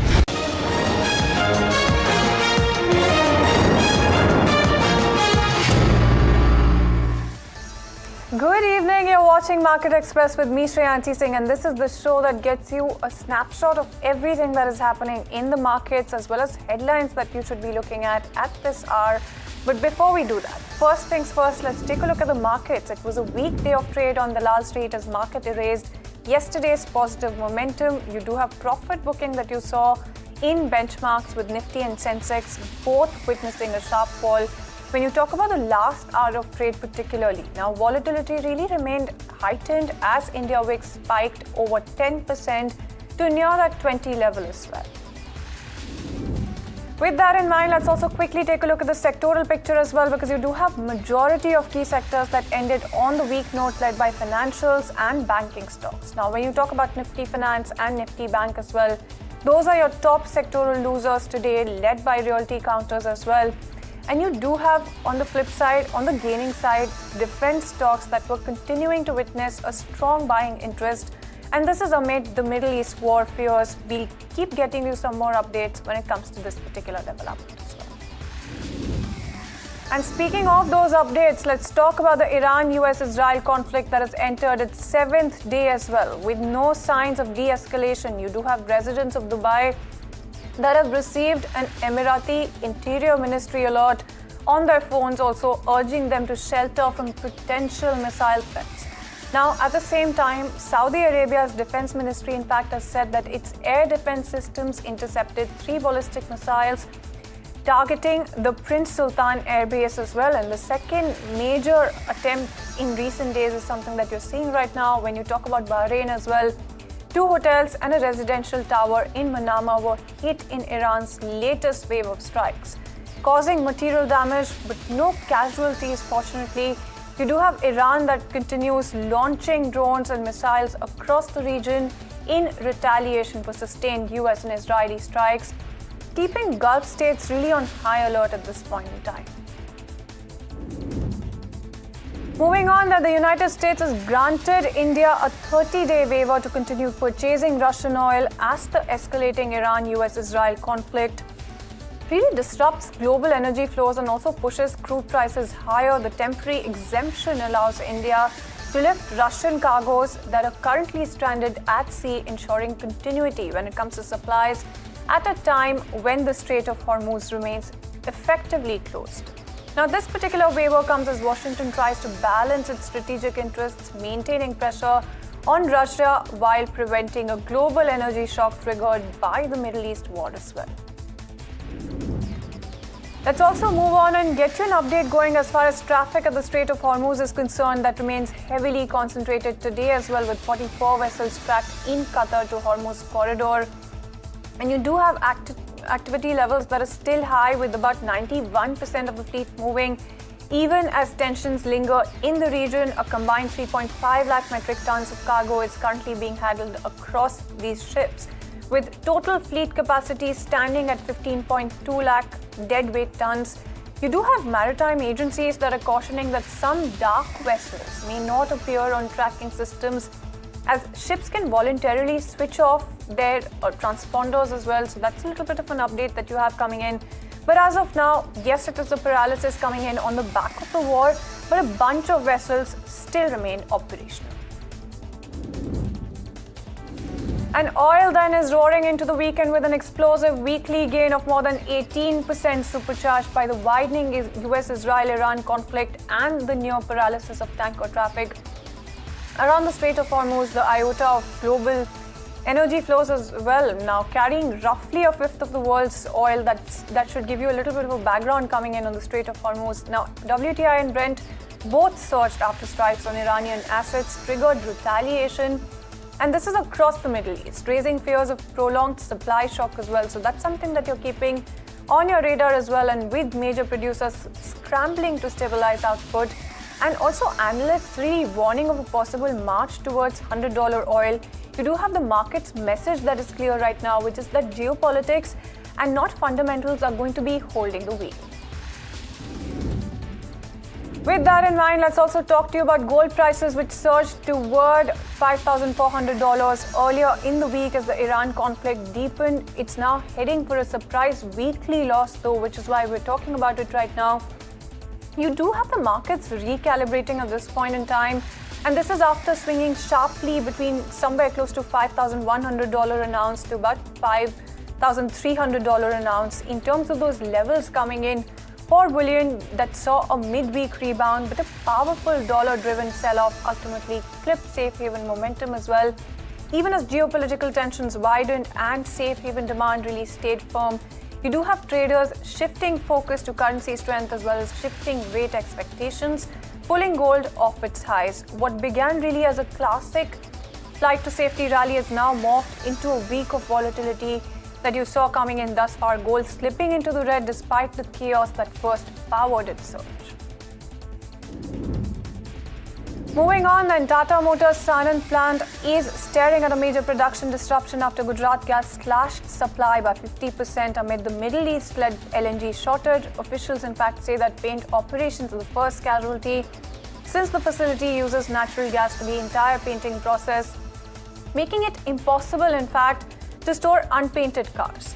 With 4 lines capable of producing 4.5 lakh vehicles a year, sources in fact are warning that the company is going to be forced to idle up to 2 lines if the gas crunch persists.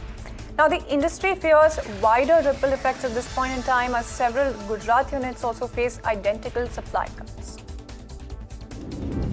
Let's also talk to you about some brokerage notes right now, because you do have UBS that is staying positive on Indigo and keeping its buy call, but cutting the target as well to about 5,500 rupees as well. And the brokerage also says that the ongoing conflict could affect airline capacity when it comes to the near term. When you talk about this particular counter, it was down and out in trade today as well, about a 2.5% knock coming in. When you talk about this particular counter, and higher crude prices in fact add to earnings pressure, and a weaker rupee against the dollar remains a key medium-term headwind. Now, UBS, in fact, is also noting that overall sensitives for the sector also remain elevated. Let's also talk to you about UBS initiating coverage when it comes to Pine Labs with a buy and a target of about 250 rupees as well. About a 1.5% uptick is what you saw coming in when it comes to this particular counter. And the brokerage, in fact, says that the company is scaling up EMI monetization across its platforms, continues to lead in B2B payments for large enterprises. Now, in terms of some of their other highlights, they're talking about how the company has a strong annuity-style revenue base, scalable monetization model, and improving margins as well. It also adds that affordability products also remain a key driver of incremental growth when it comes to this particular counter.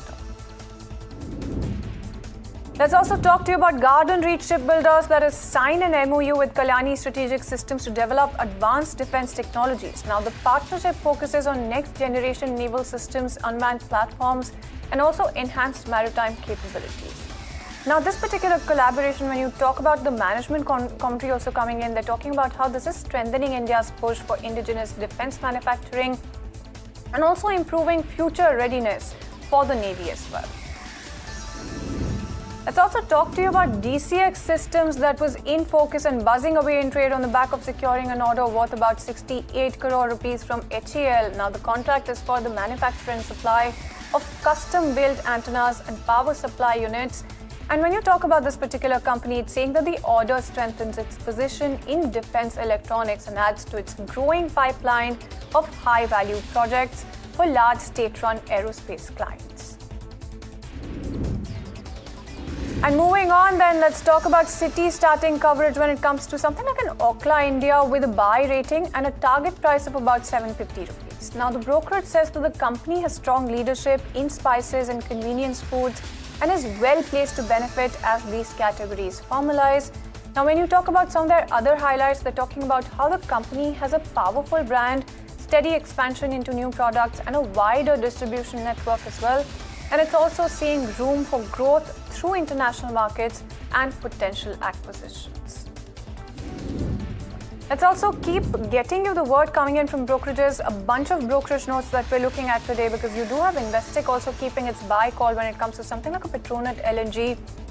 Also saying that the recent correction right now looks overdone. The brokerage also notes that Middle East tensions and force majeure events may create some supply concerns, but the downside impact is already measured. Petronet in fact now trades at attractive valuations with a healthy dividend yield, and Investec also believes that fundamentals at this point in time are strengthening, keeping the stock among its top picks.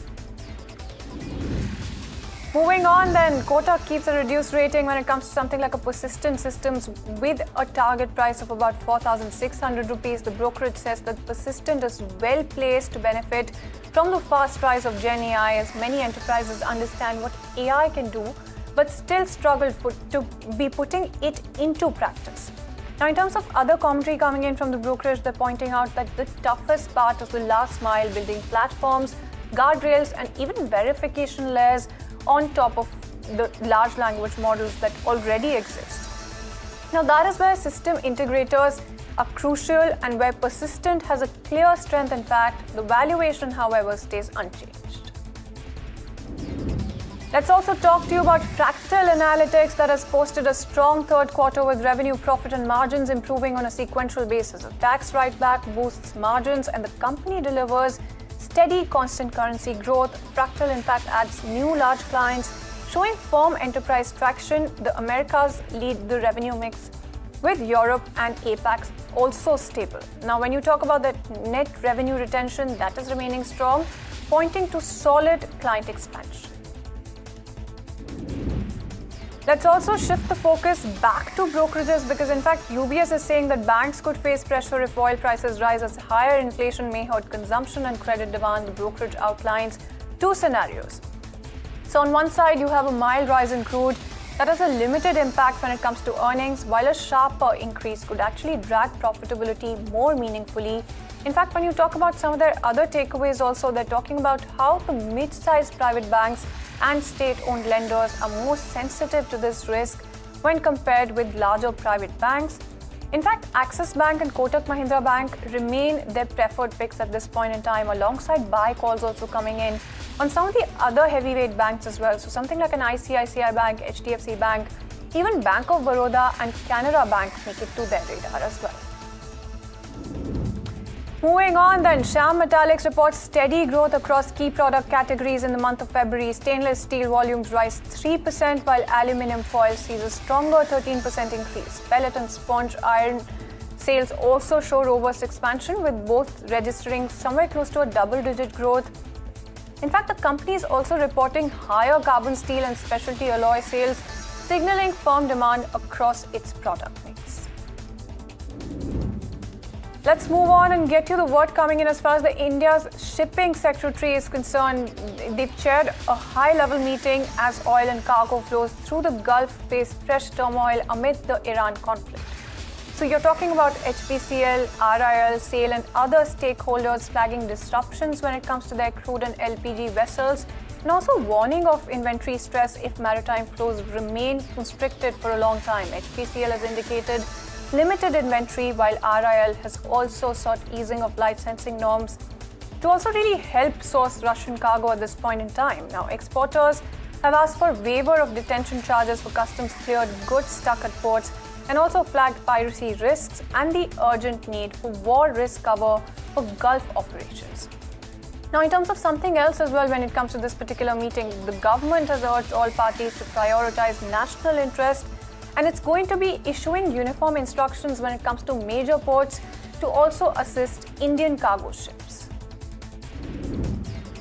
Moving on, then, sources are saying that the Ministry of Railways is considering a merger between Orkla International and Rail Vikas Nigam, potentially creating a larger infrastructure powerhouse, but Orkla has issued a sharp clarification telling exchanges that it is not in any talks for a merger and has no information supporting the market speculation.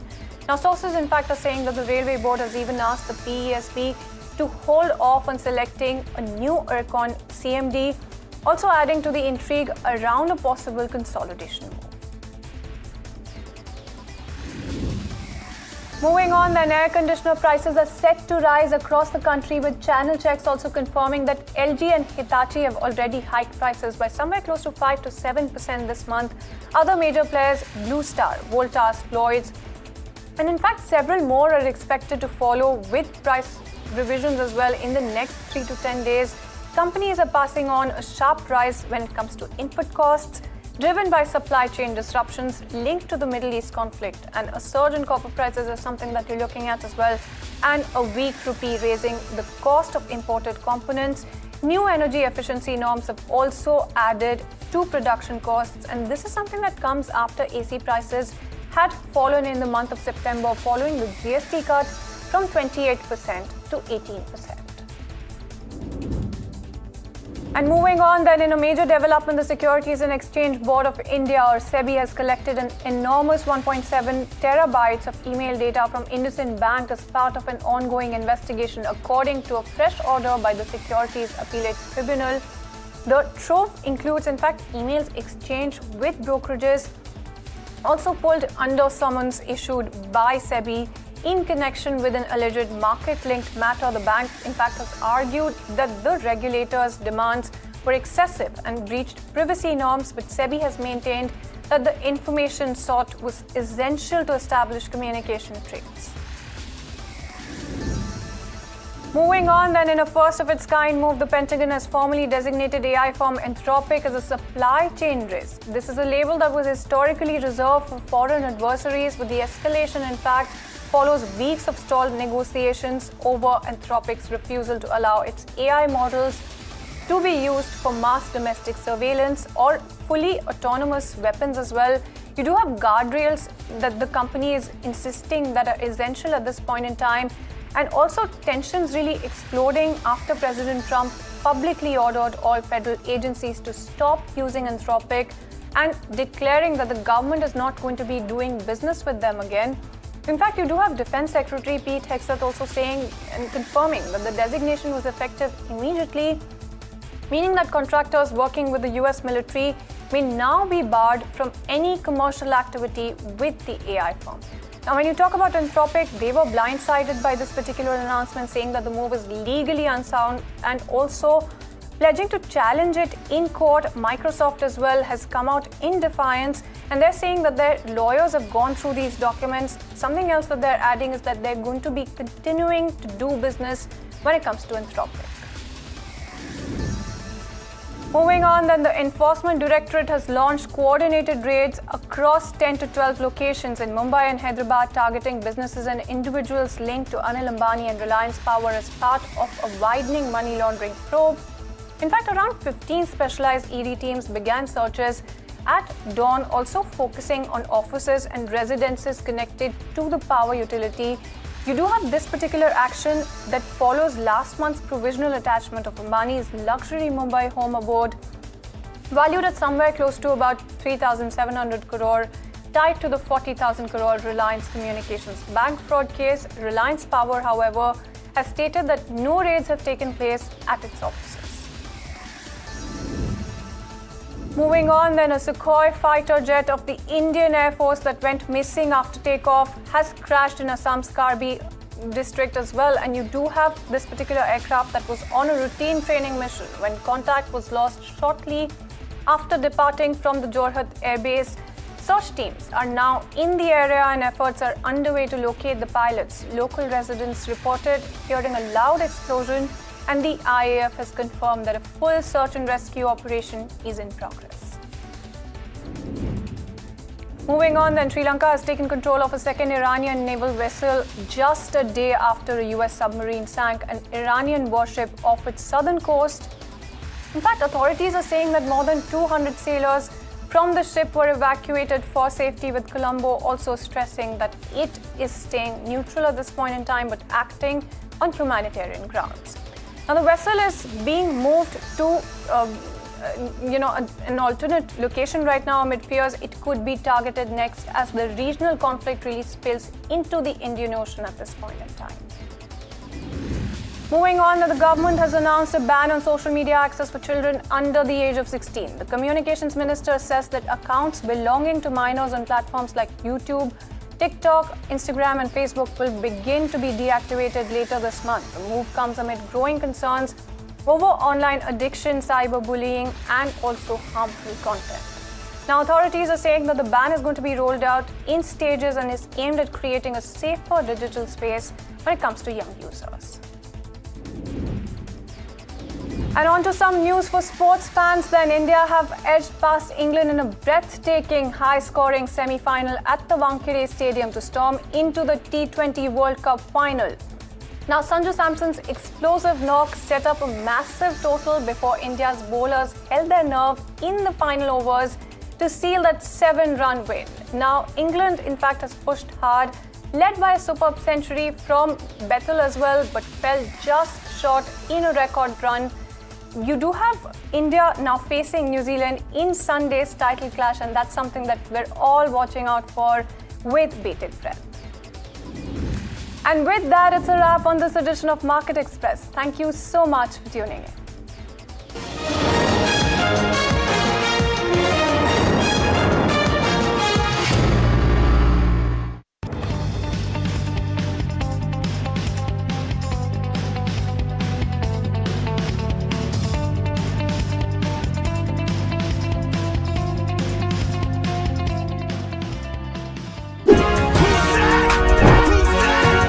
NDTV Profit women, building their own power. From server room code to the studio's final hour. Fire in her eyes, numbers don't lie. From the PCR to sales floors, watch the targets fly. Don't call it empowerment, that's just talk. This is work, this is grit, this is the walk. No handouts, no favors, no borrowed tone. She built her own damn throne. NDTV Profit for her profit.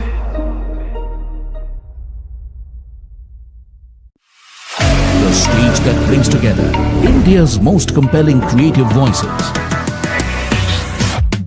NDTV का creator मंच है where stories are shared, ideas are exchanged and culture takes center stage. जब देश पे हमला होगा तो सब एक। आजकल चल क्या रहा है सिचुएशनशिप, आपको पता क्या होता है? कभी मैं कह नहीं पाया। It's okay यार। NDTV Creators Munch, where creative India comes together. हो सकता है ये कहानी बन जाए और क्रिएटर्स मंच के नाम से किसी दिन मैं रिलीज कर दूं। 2 powerful days, 14th-15th March, Sundar Nursery, New Delhi. Money, fame, dirty money, fame. Spending millions every day, but I still the same. घंटी बजी, jingle, jingle, jingle, jingle, jingle, jingle. बस आज का jingle, jingle, jingle, jingle, jingle, jingle. चल करें थोड़े single, single, single, single, single, single. क्योंकि तू है single, single, single, single, single, single. Baby, I'm your Santa.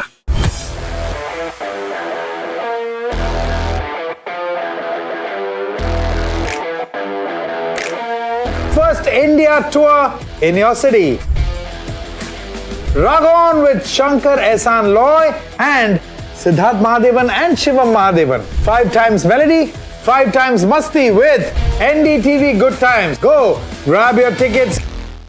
After the roaring success in Delhi, Hyderabad and Mumbai, the NDTV DP World PGTI Golf Pro-Am now travels to Ahmedabad. India's finest professionals, the city's most accomplished business leaders. Great golf, Great company. NDTV DP World PGTI Golf Pro-Am. The course of champions. The conversation of leaders. 8th March. Kalhar Blues and Greens. Ahmedabad.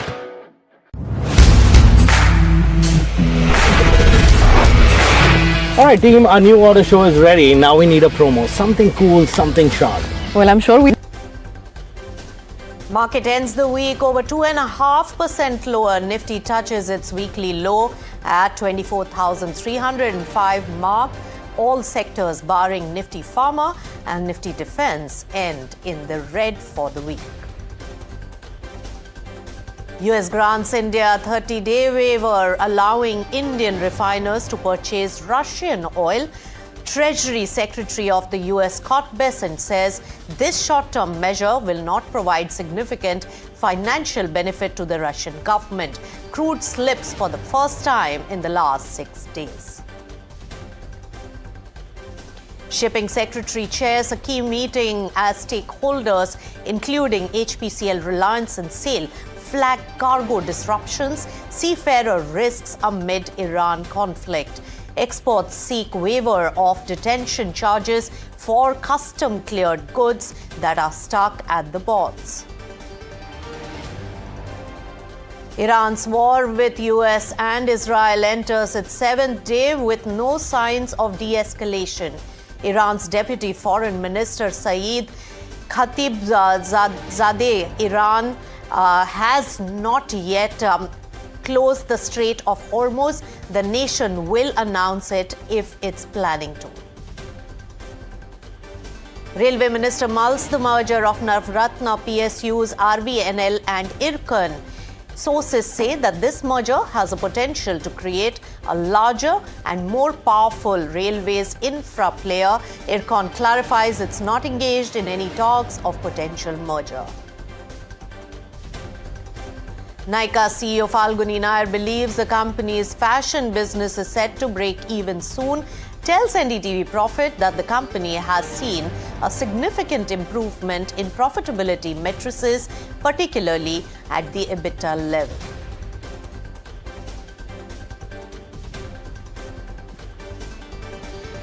In a big boost for alcohol industry, Karnataka government deregulates the liquor pricing in the state, removes slab-based controls in a move to reduce disruptions.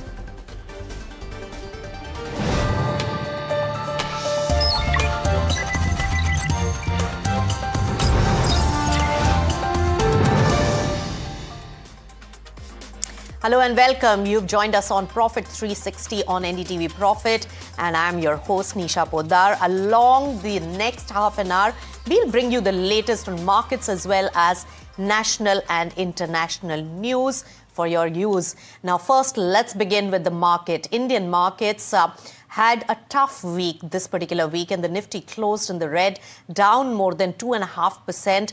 IT hit a weekly low just above. It also hit a weekly low just above the 24,300 odd mark. When it comes to Nifty 50, remember, which is a lower level, and the erosion in the market caps have been seen across the board.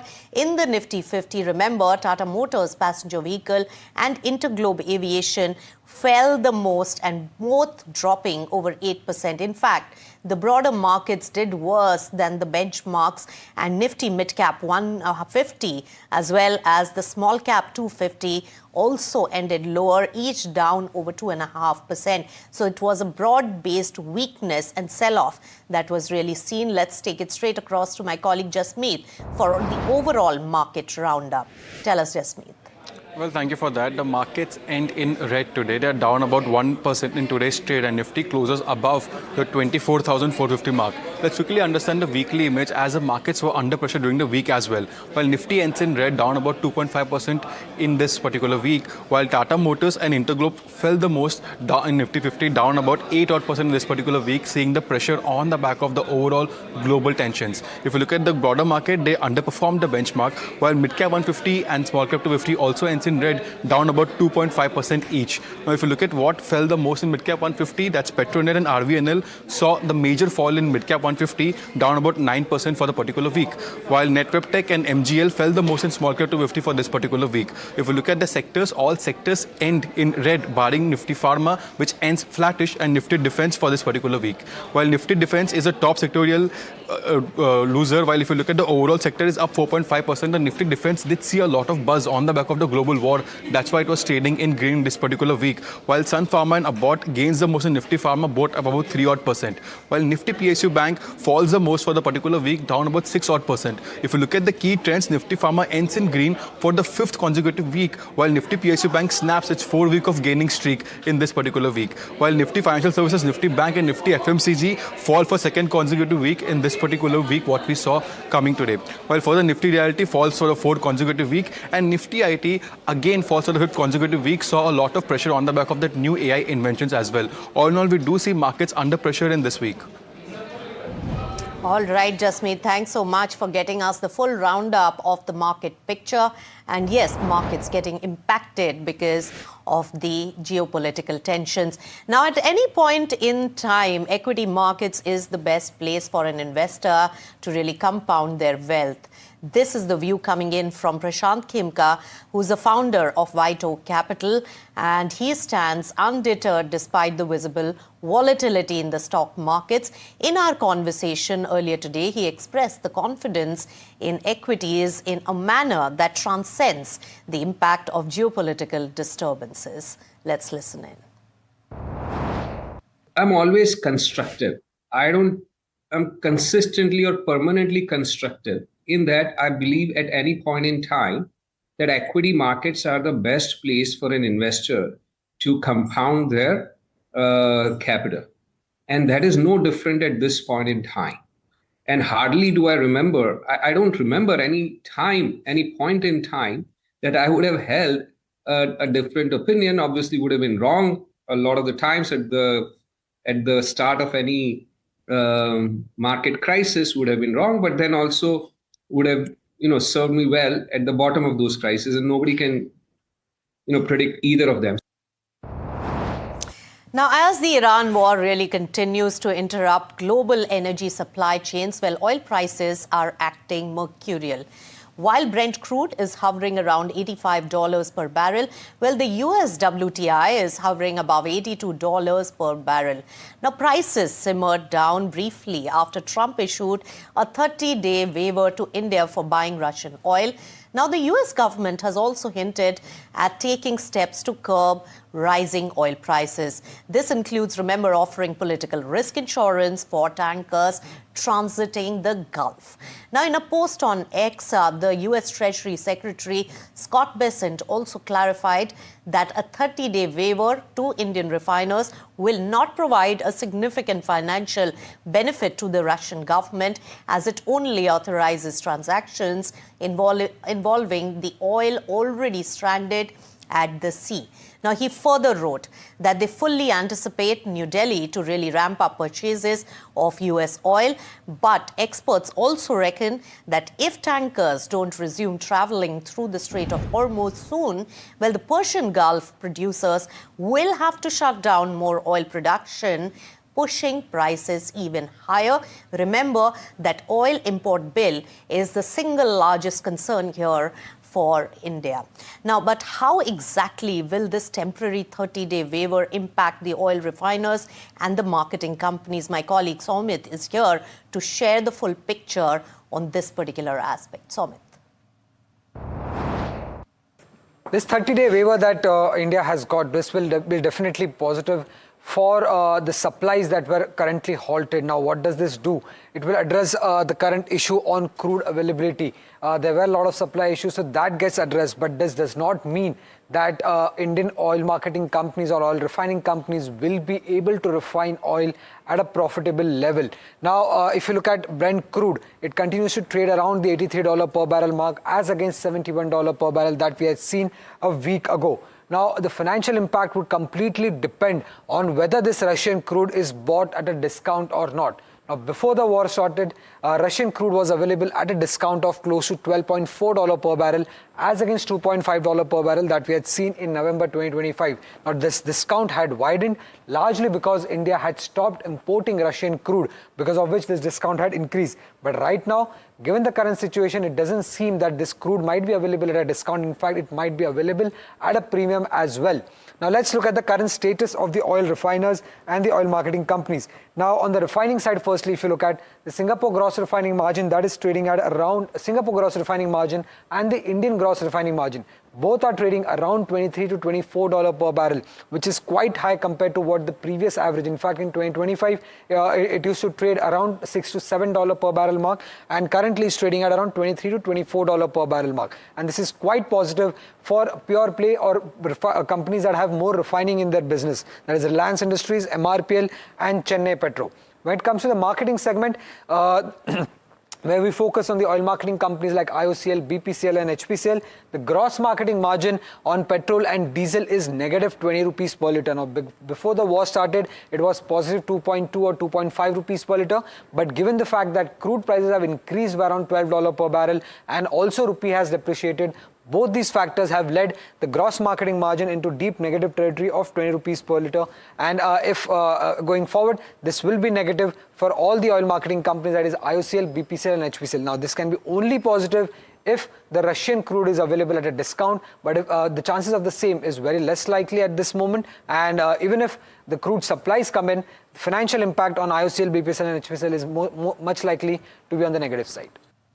All right, thanks Amit for getting us all those important details. Now, the top government sources have told NDTV Profit that India is in a strong and comfortable position for the energy needs right now. In fact, refiners like MRPL have enough crude oil stocks and are well supplied. This comes in the backdrop of an important directive by the Petroleum Ministry that asked India's oil marketing companies to prioritize the domestic LPG supply.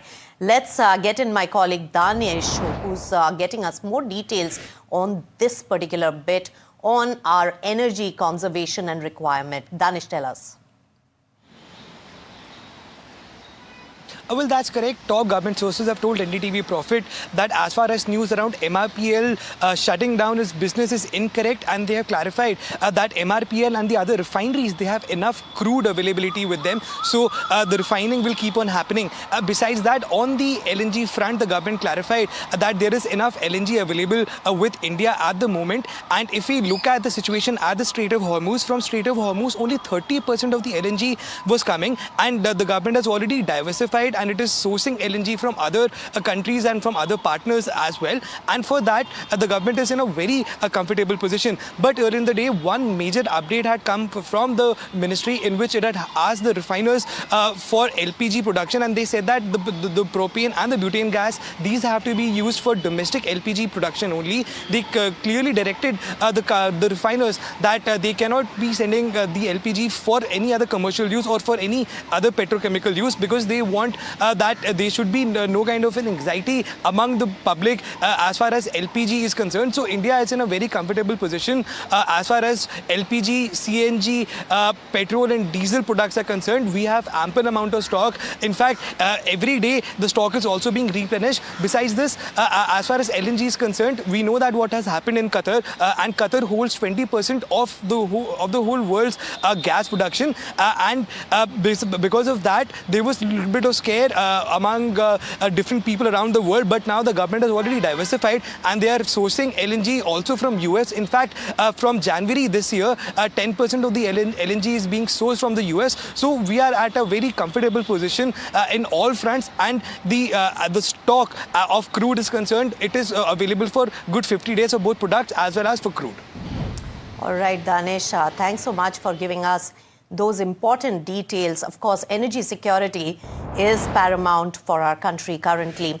Also remember, India's shipping secretary chaired an important meeting today where the key stakeholders like HPCL, RIL, SAIL and others raised serious concerns. They warned of major disruptions to crude and LPG vessels, which could lead to low inventory levels if the situation continues. In fact, freight rates have shot up many times over because of higher insurance premiums. In fact, my colleague Rishabh Bhatnagar joins us with exclusive details on what transpired at the meeting and how is this situation going to be contained. Rishabh. Right, key details have emerged from a very important meeting that was headed by the Secretary of Shipping in the Government of India, whereas industry leaders, you had the likes of OMCs, including HPCL, BPCL also attend that meeting. You had the industry led by Reliance also a part of that meeting, apart from a bunch of exporters that had joined. Few key points to be highlighted. Number one was, of course, HPCL has flagged that it is facing limited inventory at this point in time. There are two fully loaded LPG as well as crude oil vessels that are stuck in the region currently, and they are sort of asking for safe passage for that as well. What Reliance Industries is seeking for is a certain easing in licensing norms, and this is to smoothen over the idea for when they will need to sort of also pick up Russian cargo from that region, given the fact that there are inventory issues and, of course, a trade flow issue in that region currently. Apart from that, there were also highlights around the sort of insurance premiums that have surged due to the war. So the government has spoken to various insurance as well as reinsurance companies on that front as well. You have also the ECGC that has been asked to not increase insurance premiums during this while. So the government going out on all sort of footings to prevent any sort of adverse impact on exporters. What we're picking up also is the waiver of detention charges that exporters have flagged, given the fact that there are a lot of goods that have cleared customs but are still stuck at port because they cannot be going, because no shipping company is willing to go towards that region right now. What we have also is at around evening today, you'll also have sort of instructions going on by the government to major Indian ports on how to uniformly provide support for all these Indian cargo ships. You also have a lot of meetings that have taken place by the RBI with large banks, including SBI. They've asked for branches in the affected regions to stay operational and to work from home to sort of help in continuation and normalcy of operations. So the government taking a very detailed sort of step and a detailed approach towards taking views from all stakeholders involved, and we'll continue tracking this situation out of the Middle East. All right, Rishabh, thanks so much for all those details. Now let's talk about the war. It's day 7 of Iran's war with the US and Israel. Now, the conflict intensified further today with Israel launching new strikes on Beirut, targeting the Iran-backed Hezbollah positions, dragging Lebanon deeper into the widening war. Now, the explosions rocked parts of the Lebanese capital as Israel announced what it called a next phase in the operations. Now, Iran continued its retaliatory barrage with reports of missiles targeting Bahrain, including the strikes on a hotel and residential building in Manama. Sirens and blasts were heard in Tel Aviv overnight, where Iranian clusters' munitions lit up the night sky. Israel's Iron Dome and other systems intercepted many, though some impacts caused fires, including a major warehouse blaze in Beirut, with no reports of casualties. All right, so that's the word coming in and the latest in the war. And President of the United States, Donald Trump, is in his most recent comments on the Iran war highlighted that American forces are destroying more of Iran's missiles and drone capabilities every hour in ways no one thought possible. And Trump claimed that Iran's navy is completely gone, with 24 ships destroyed in just 3 days. Listen in. We're destroying more of Iran's missiles and drone capability every single hour, knocking them out like nobody thought was possible. As soon as they set off a missile, within 4 minutes, the launcher gets hit. They don't know what's happening. But we have the greatest military anywhere in the world. Their Navy is gone. 24 ships in 3 days. That's a lot of ships. Their anti-aircraft weapons are gone. So they have no air force. They have no air defense. All of their airplanes are gone. Their communications are gone. Missiles are gone. Launches are gone. All right, let's take it back to business and to an NDTV Profit exclusive story. The Railway Ministry is planning to merge two of its PSUs, which are Ircon International and Rail Vikas Nigam. While both companies have denied from having any information on such talks, let's get in my colleague Rishabh Bhatnagar to explain what this potential merger could really mean for the railway space. Rishabh. Right, what we're picking up when it comes to a big potential merger in the railways PSU sector, what we're picking up is that Ircon and RVNL, Rail Vikas Nigam Limited, will be the two companies that are in fray for a potential merger.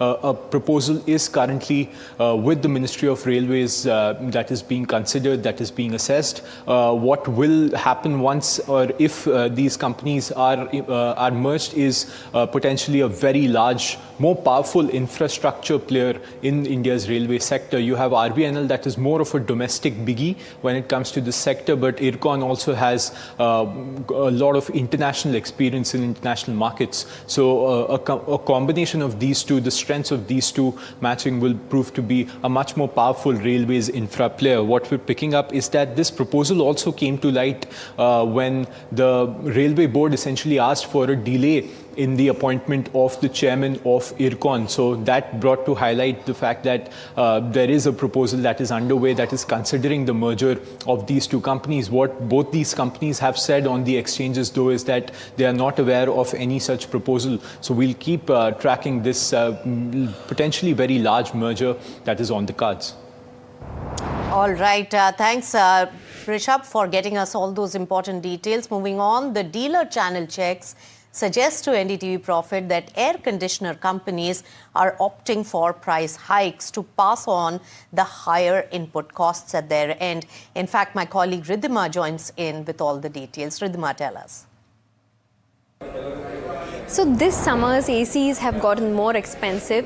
LG Electronics and Hitachi have already increased the prices of their ACs by 5 to 7% is what our dealers are telling us. And the other companies like Blue Star and Voltas are also likely to increase the AC prices in the coming 3 to 10 days is what the dealers have told us. Dealers have also told us that they've already started stocking in more inventory anticipating a higher demand. And the companies are basically doing this because they are likely passing on the higher input costs to the customers. Now remember that GST was cut on AC in September last year from 28% to 18%. And in our conversation in the month of February this year with B. Thiagarajan, who's the MD of Blue Star, he had guided that the AC prices will be hiked from 10 to 15% in the coming time. And now if you were to understand why the AC prices are rising, firstly, the reason is the Middle East conflict, which has put pressure on the supply chain. And because of that, and not just this, even the rupee weakening has put a pressure on the AC companies because a lot of parts used in the AC are imported. So any weakening of the currency puts a pressure on the margins for the company. And thirdly, the copper surge, which has happened even before the conflict, which is one of the input materials used in the AC. The surge in that price has put pressure on the manufacturing costs for the ACs. And IMD had also come up with a weather report that this summer is going to be very harsh in between March to May. So the companies could have figured out and put the cost in increasing the prices for the AC. And also energy efficient norms which the government has been pushing where they have to use better technology in ACs and use better technicians in these companies. So that could have led to increase the price. And now when will the other companies also increase the price? That is something to wait and watch. All right, Ridhima, very pertinent story as the summers really come in. All right, so that's an important development. While today we are celebrating International Women's Day here in the studios, we are bringing you voices of women who are shaping India Inc., leaders, founders and change makers, speaking about the opportunities and representation and the road ahead. Let's listen in. I would say stop asking for permission. You don't need it from anyone really. Like, you just need to look at yourself and decide this is what you want to do and not let yourself be held back. And I think it's a very female thing to seek consensus, to seek support. As I said earlier, you need to be enabled. Yes, that's true. But to also seek that enablement. But that doesn't mean it can't be done.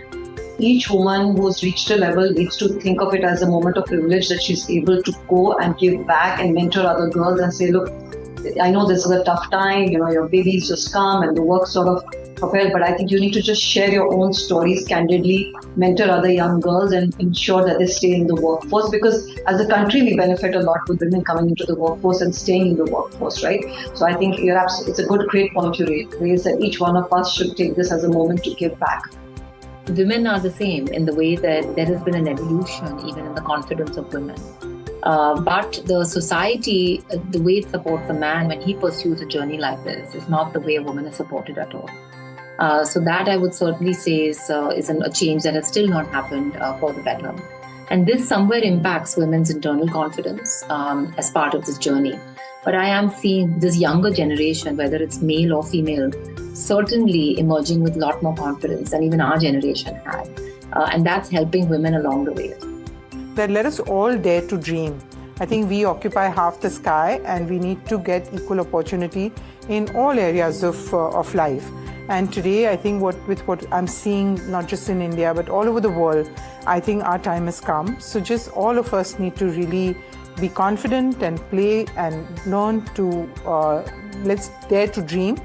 And I do feel that our life should be about us. Let the spotlight of your life be on you.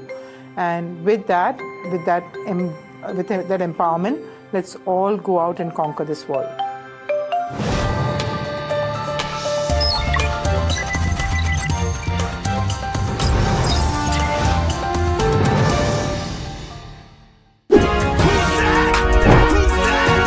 NDTV Profit women, building their own power. From server room code to the studio's final hour. Fire in her eyes.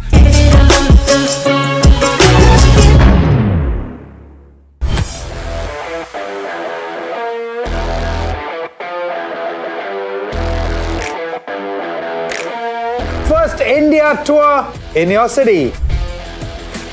Rag on with Shankar Ehsan Loy and Siddharth Mahadevan and Shivam Mahadevan. 5 times melody, 5 times masti with NDTV Good Times. Go, grab your tickets. Money, fame, dirty money, fame. Spending millions every day, but I still the same. Ganti baji, jingle, jingle, jingle, jingle, jingle, jingle. Bas aaj ka jingle, jingle, jingle, jingle, jingle, jingle. Chal kare thode single, single, single, single, single, single. Kyunki tu hai single, single, single, single, single, single. Baby, I'm your Santa. After the roaring success in Delhi, Hyderabad and Mumbai, the NDTV DP World PGTI Golf Pro-Am now travels to Ahmedabad. India's finest professionals, the city's most accomplished business leaders. Great golf, great company. NDTV DP World PGTI Golf Pro-Am. The course of champions, the conversation of leaders. 8th March, Kalhar Blues and Greens, Ahmedabad.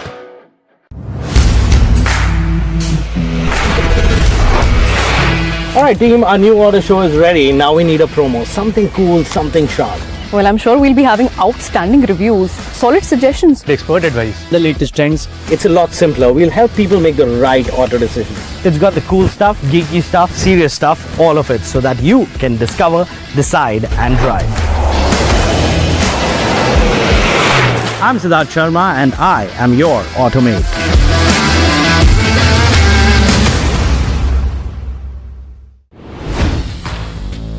Hi, I'm Tamanna Inamdar. Watch me on NDTV Profit, where I break down the day's biggest business stories. What happened, why it matters, and what it means for your money. Hi, I'm Neeraj Shah. Watch me on NDTV Profit for the most incisive market intelligence and meaningful corporate conversations. And I'm Alex Matthew.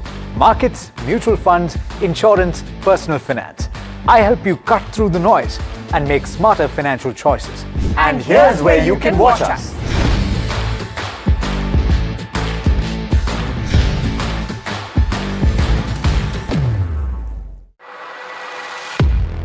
He has been tracking markets for over a decade, spots the trends before they hit the screen.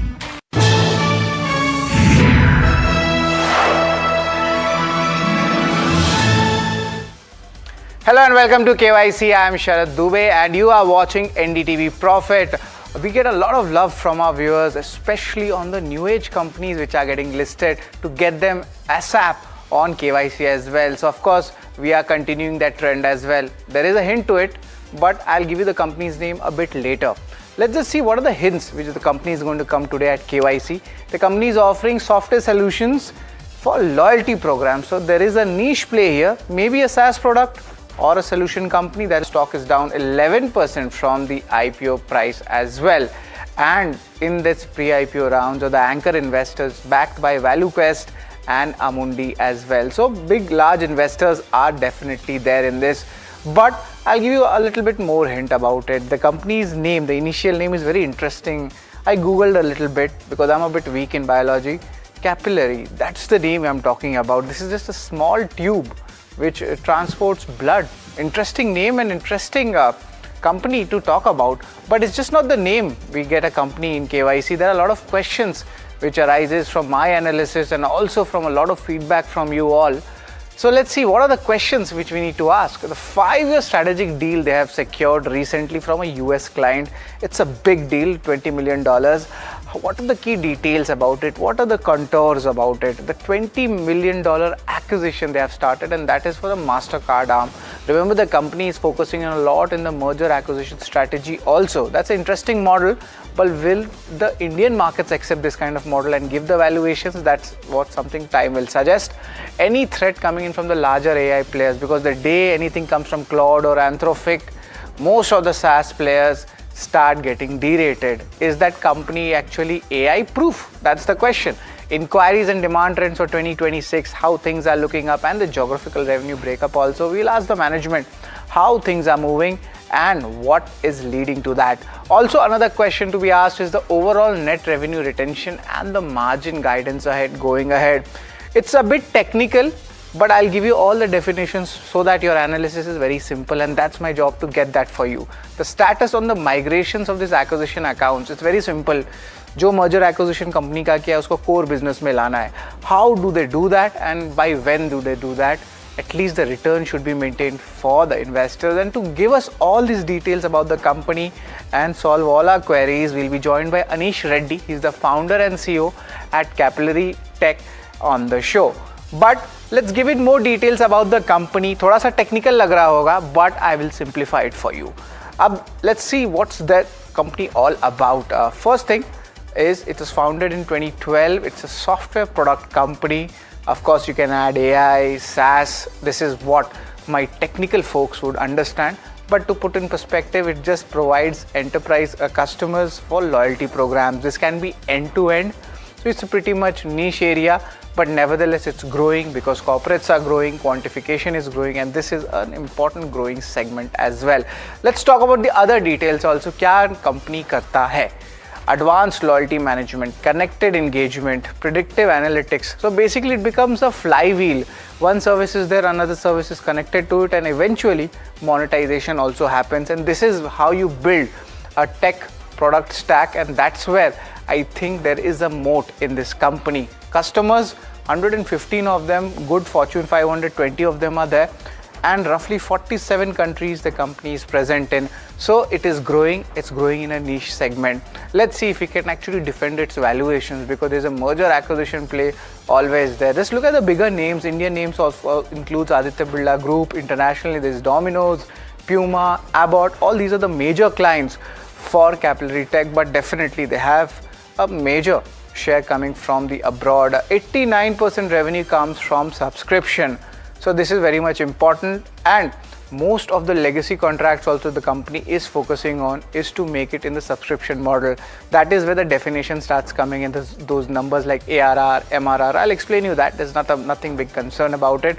But recently there's a big US order win. That's also one of the reasons we are getting this company to understand about this important order win. This is roughly $20 billion, but देखिए 5 साल का है. So divided into $4 million. So that is what I want to explain you. Whenever a company announces such a big order, take it with a pinch of salt. There's an acquisition also at play, a US company acquisition. They have acquired Mastercard's arm Session M. So we'll understand how much this acquisition is going to start putting in the benefit. It's also $20 million, but something which I really liked about this acquisition is at the price which has been done. Valuation kya tha acquisition ka? And of course this is the company I'm talking about, but the price to sales ratio is just 0.4 times of this acquisition. That is actually lower than what actually they have given. Almost 0.5 to 1.5 is the target.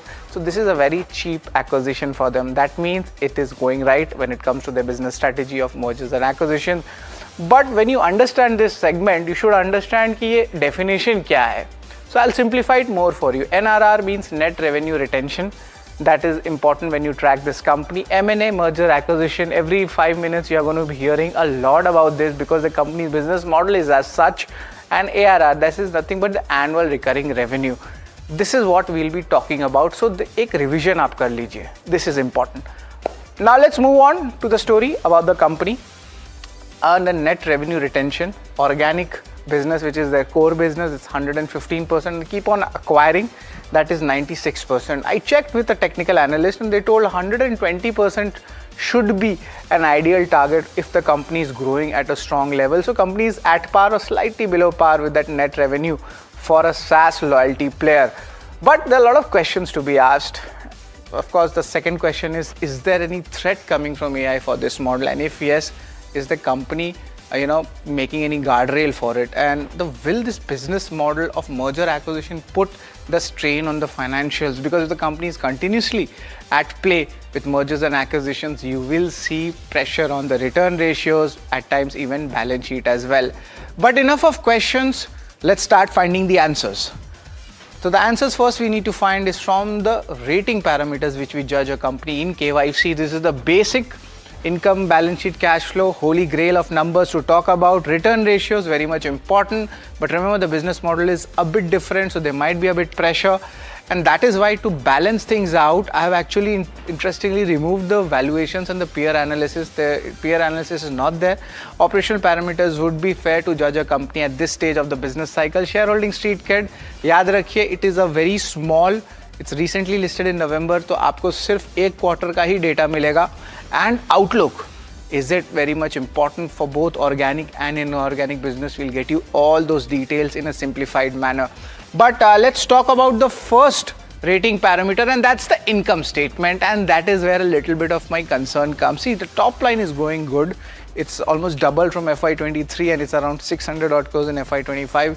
We're going to check the Q3 numbers also. But the bottom line numbers, because the company is in a growth model, but the situation which has come in, the perception of a SaaS company, what has come in, if the profits don't come, the markets may not reward you as yet. And the Q3 numbers also, let's look at it, how things have moved. It has been largely a flattish move. I've taken these numbers on a year-on-year basis. The market also needs to understand. In terms of profitability, little bit up move definitely has come. It's around 8 odd crore rupees. The adjusted margin is something which the company claims that it's doing really well. That'll be very interesting to understand how to study this segment. This is the calculated margins, by the way. So top line, there might be a good growth if you look at the long-term basis. Short-term Q3 numbers, nothing much greater, but of course the PAT number, that is something which has done well. But will it continue or not? That's the question. And that is why I've given a neutral rating. Let's talk about balance sheet, how things are actually moving in this space. And balance sheet also, largely remember, company has come out with its IPO and the equity base has kind of increased going ahead. The debt numbers, if I talk about it, the borrowing, that has actually slightly gone up as well, and it will be very not a challenge, but I would say a tough ask, the way companies doing mergers and acquisitions. That is where we can see that the company will be actually looking out for. Almost 214 crore cash balance also, that's decent for these inorganic acquisitions, but the balance sheet management will be the clear test. So it's a neutral rating when it comes to the balance sheet. But because of the lumpiness which comes in, and there's also merger and acquisition at play, so it's just not the operating cash flows to look at, because that is actually on the lower side as well. But the net P&L, that's on the higher side, and the net flows are still positive. But jitna financing, investing chalega, it will definitely impact your operating cash flows. So the net cash flows will always be very volatile for a business model which Capillary Tech is actually going through. So it's a neutral rating over here also. So all of the three bigger numbers which I talk about it, there is some good point, there is some overhang, and that's why we are stuck at neutral rating. Also, let's point out the fourth category to talk about, and this is definitely going to be this return ratios, but this is the equity base. There's a significant increase in that. That's what the company has stated. From company side, it is a stable move, but single digit ROE numbers or the ROC numbers which you talk about, which the company itself has stated, it is still looking dismal. It takes time for this kind of a model to actually give you the actual ROE or ROC number, or maybe there is another criteria where we can judge the company on these return ratios. It takes time for the Indian markets to understand it, and even at the business cycle which company is there. So as of now, it's a thumbs down when it comes to the return ratios. Let's also talk about the shareholding. In shareholding, promoters have a decent stake of 52%, and I must say that good DIs and FIs have been there over here, and 26% from public. The history is small, so let's be fair. Let's give it a neutral rating and move on fast to the street cred. Remember the IPO numbers. The company came out in the month of November. That means देखा जाए तो सिर्फ 2.5 से 3 महीना ही हुआ है. उसमें from the IPO price, the stock is down 11%. From the listing price, also stock is down 10%. Remember, this time there was a lot of volatility in the global markets, small cap indices, everyone did actually weak as well. But nevertheless, on the street cred, as of now, if you are in the IPO, it's largely, you could say, the price is down 10% odd. After the IPO also, money hasn't been made yet. So for that basis, I have given a thumbs down when it comes to the street cred. But I have given one more important change in the rating parameter. I haven't taken valuations, I haven't taken peer analysis. To be fair, these companies need to be seen in their operational parameters also. आपको मैंने definition पहले बता दिया था net revenue retention के बारे में. FY24, FY25. So these are the numbers we talk about, and 121% is definitely a decent growth coming in for this net revenue retention. This simply means like your customer is there and they are retained, and that revenue keeps on coming in. So it becomes not a perpetuity but a long-term kind of a revenue recognition numbers which this startup or now a listed company is following. So as of now, operational parameters is strong. It's a thumbs up when it comes to the operational parameters. But let's also look at the outlook, how things are panning out. 20% organic annual growth rate they're talking about. This is likely the top line growth. 2 times non-cost of goods sold cost. That is something which the company has mentioned, but at times the clarity doesn't come, even for me. So we'll definitely ask the company what this guidance is actually all about. The platform usage and the inflationary increases, that's also coming in. At times it becomes a cause of concern, and the product upgrades, service upsell, and the new brands, that is what the company is focusing on going ahead in the future. A stronger merger acquisition strategy, that's what we have seen. They are buying things cheap, something which is ancillary to the business model. But the question remains is customers कब migrate होंगे नए acquired business से core business में. That's the entire philosophy, to put it in a very simple manner for you.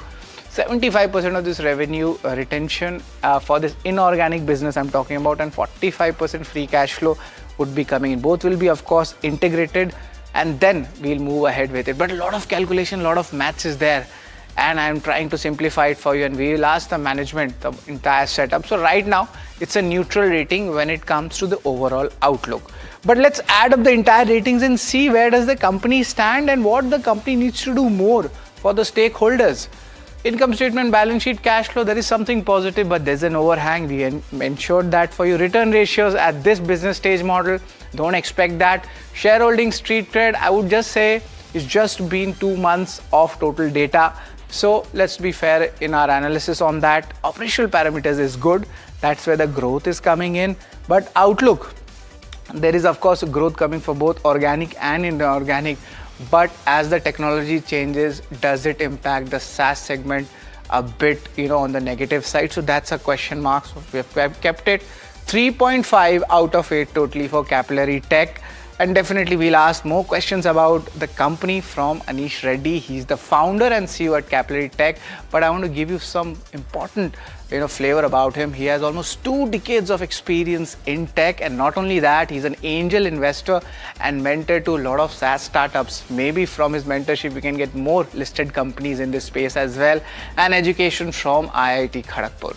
So joining us is Anish Reddy, the founder and CEO at Capillary Tech. Good afternoon, Anish. Always a pleasure to have you here in our show. But Anish, just like to talk about the deals and the mergers, acquisitions, more than the company from the IPO. A lot of news flows are coming regarding the deal wins, regarding acquisitions. I want to start with that, especially with this 5-year deal win which has come in. And if you could just give us, when can the incremental benefits starts coming in and how are the inquiries looking like? Sharad, thanks for having me on the call. Really appreciate it. I think it's just been 3 months since we listed. So really grateful to all the shareholders for having the confidence in us, right? So I think the business has been doing phenomenally well, which is why the news and all that stuff. We're usually a media shy thing, but I think once you list, you have to put all of this out regulatorily, right? So whether it's the acquisitions, whether it's the large deal wins. So this one is, the one on the screen now is a very large Fortune 50 retailer in the US.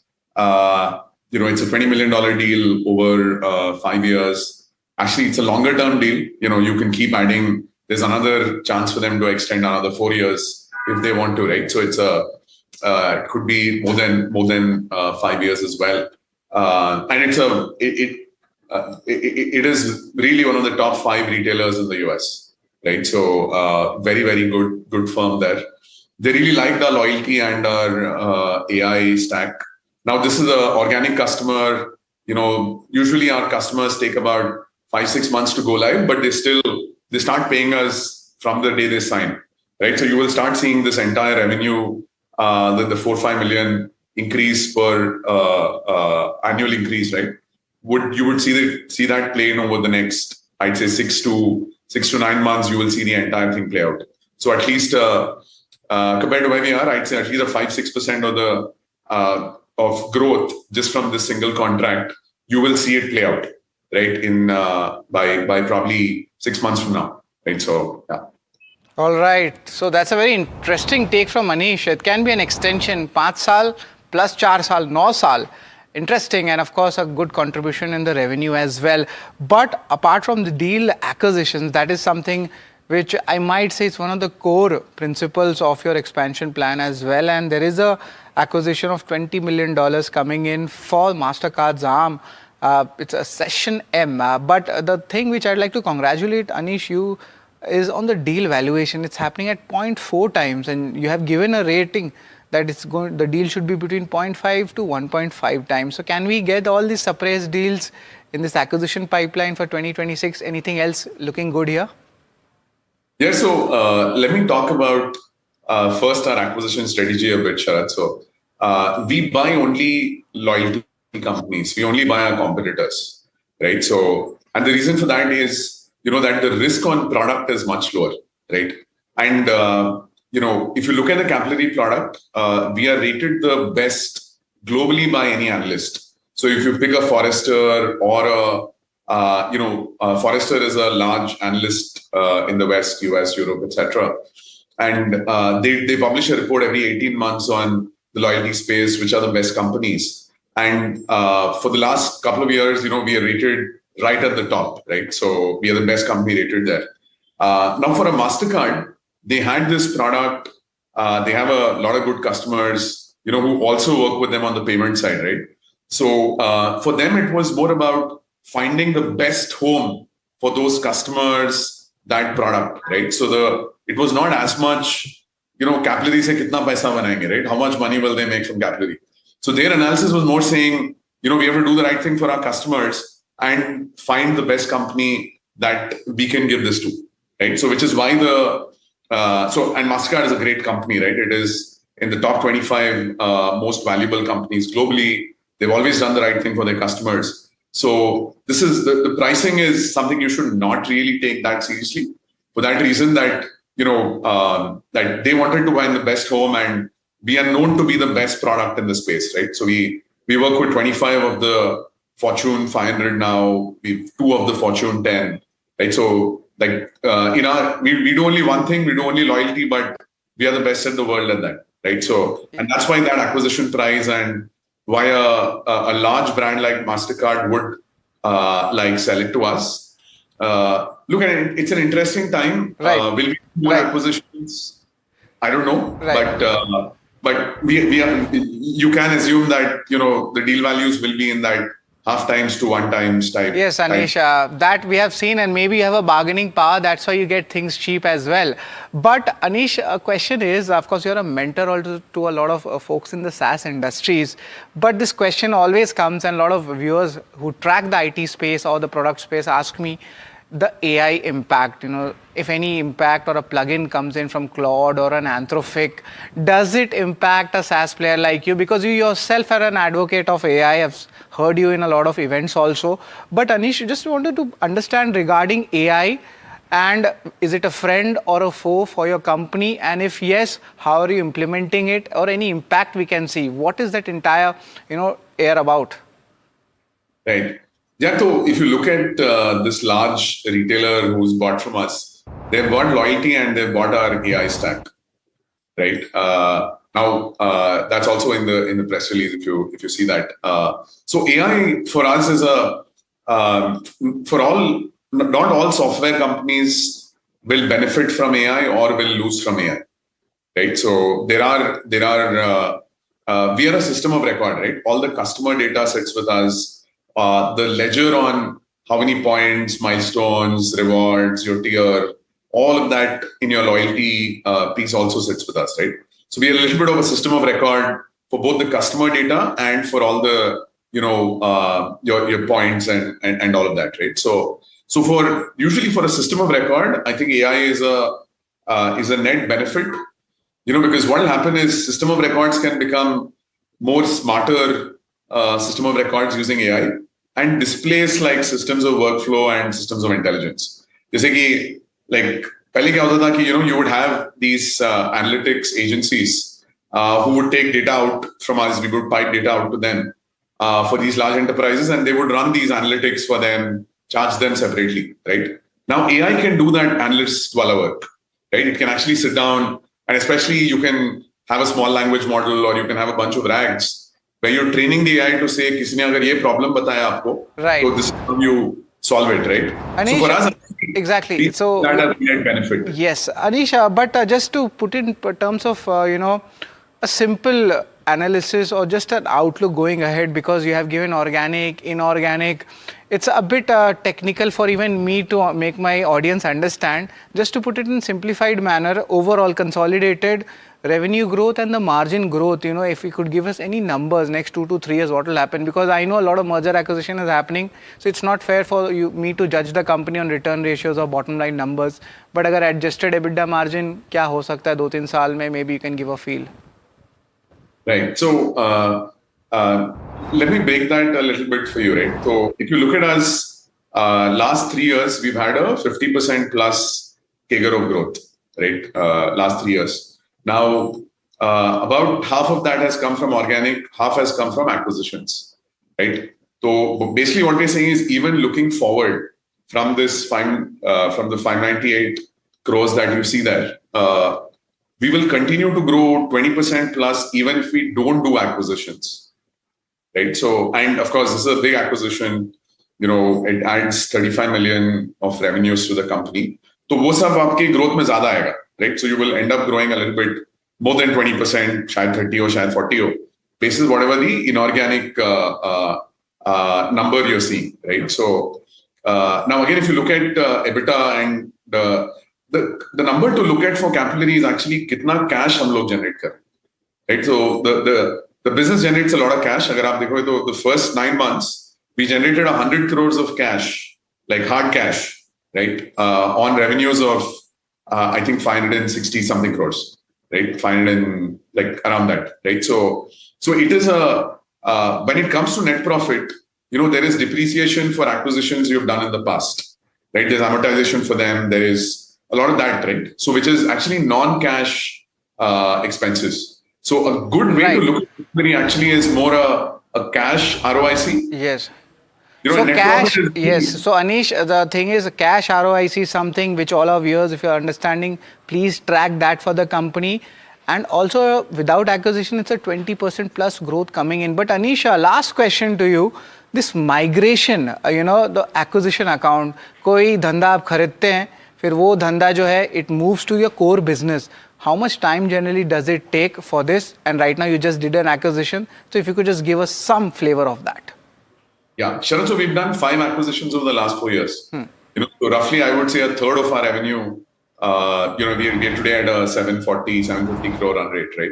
If you take the 184 into 4 roughly, right? So a third of our revenue has come from acquisitions in the past.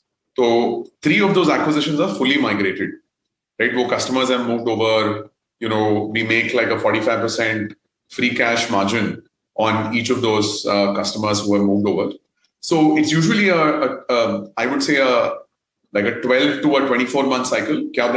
Not everyone migrates at the same time. Okay, Anish. So that's a very important data you mentioned, 12 to 24 months. That's a very interesting take on it.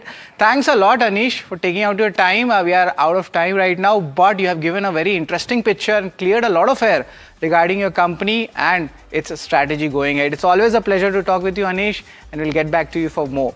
So that's the management of Capillary Tech talking about their growth strategies and also clearing a lot of air, which there was a bit of confusion post the IPO as well. So, and that's what we do in KYC. Stay tuned to NDTV Profit for more action.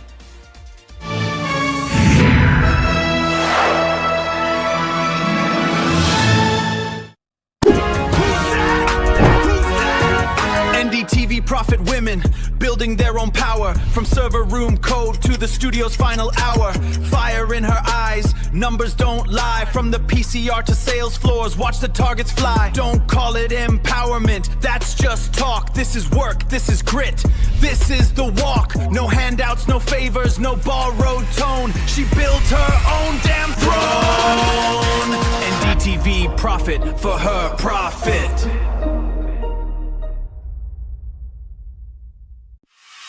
The stage that brings together India's most compelling creative voices. NDTV का creator मंच है where stories are shared, ideas are exchanged, and culture takes center stage. जब देश पे हमला होगा तो सब एक। आजकल चल क्या रहा है सिचुएशनशिप, आपको पता क्या होता है? कभी मैं कह नहीं पाया। It's okay यार। NDTV Creators Munch, where creative India comes together. हो सकता है ये कहानी बन जाए और क्रिएटर्स मंच के नाम से किसी दिन मैं रिलीज करता हूँ। 2 powerful days, 14th-15th March, Sundar Nursery, New Delhi. After the roaring success in Delhi, Hyderabad and Mumbai, the NDTV DP World PGTI Golf Pro-Am now travels to Ahmedabad. India's finest professionals, the city's most accomplished business leaders. Great golf, great company. NDTV DP World PGTI Golf Pro-Am. The course of champions, the conversation of leaders. 8th March, Kalhar Blues and Greens, Ahmedabad. Money, fame, dirty money, fame. Spending millions every day, but I still the same. घंटी बजी, jingle, jingle, jingle, jingle, jingle, jingle. बस आज का jingle, jingle, jingle, jingle, jingle, jingle. चल करें थोड़े single, single, single, single, single, single. क्योंकि तू है single, single, single, single, single, single. Baby, I'm your Santa.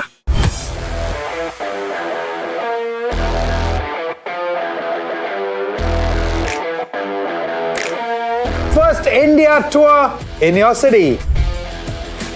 Ragon with Shankar Ehsan Loy and Siddharth Mahadevan and Shivam Mahadevan. 5 times melody, 5 times masti with NDTV Good Times. Go grab your tickets.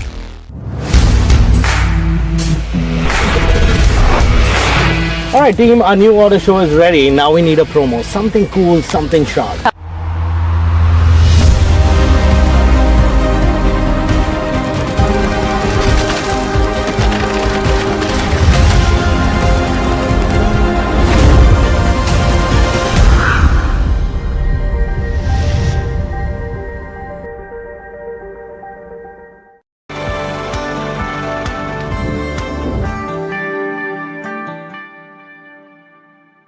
War. You've seen the headlines, the massive conflagration that took place when the US and Israel decided to strike Iran. When it comes to geopolitical disruption, though, this is nothing new. Over the past few years, you've seen the Russia-Ukraine war and the Israel-Hamas conflict. But this event has struck closer to home. And the reason is fairly obvious: crude oil and India's dependence on the West Asia region. The effect would have been visible in your portfolios. Now, I know that this is a developing story, so we're not going to talk about specific events that have unfolded so far. We'll instead talk about why this conflict is different from the others in the recent past and what your response to geopolitical crises should be. In the recent past, a lot of you would have looked to diversify your investments abroad. How does this affect you? Is it better to do nothing? Because this is a pretty underutilized response. Or should you adjust your strategy? And how should you do it if that is the case? Join me to talk about this is Kirtan Shah, the founder and Chief Executive Officer of Truvanta Wealth. Kirtan, thanks so much for taking the time. Alex, thank you so much for having me as always. So, underrated response is to do nothing. Do you see people utilizing it? I think a better response is to be able to buy the fall, because historically, if you go back and see for the last 26, 27 years since the 1999 Kargil war, I think all wars have been a great opportunity. And I'm sorry I'm saying this, but this is only in context to investments, right? Yeah. I have some data, and because it is too much, so I'll have to read through from the phone. So I've done some homework. When the 1999 Kargil war happened, the peak drawdown for Nifty was 6%, but 1 year later, and I'm talking about peak that it achieved, was 29% positive returns. From the low to the peak. From the low to the peak. March 2003, the Iraq war, again Nifty was down 5% at peak drawdown, but at peak rise, it was up 71% a year later.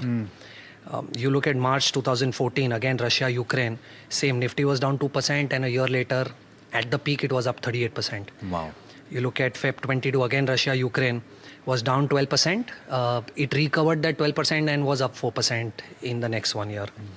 October 23, Israel, Hamas, you made a mention, 3% down at peak, and 1 year later up 26% at peak. And India, Pakistan, that happened the last year, right?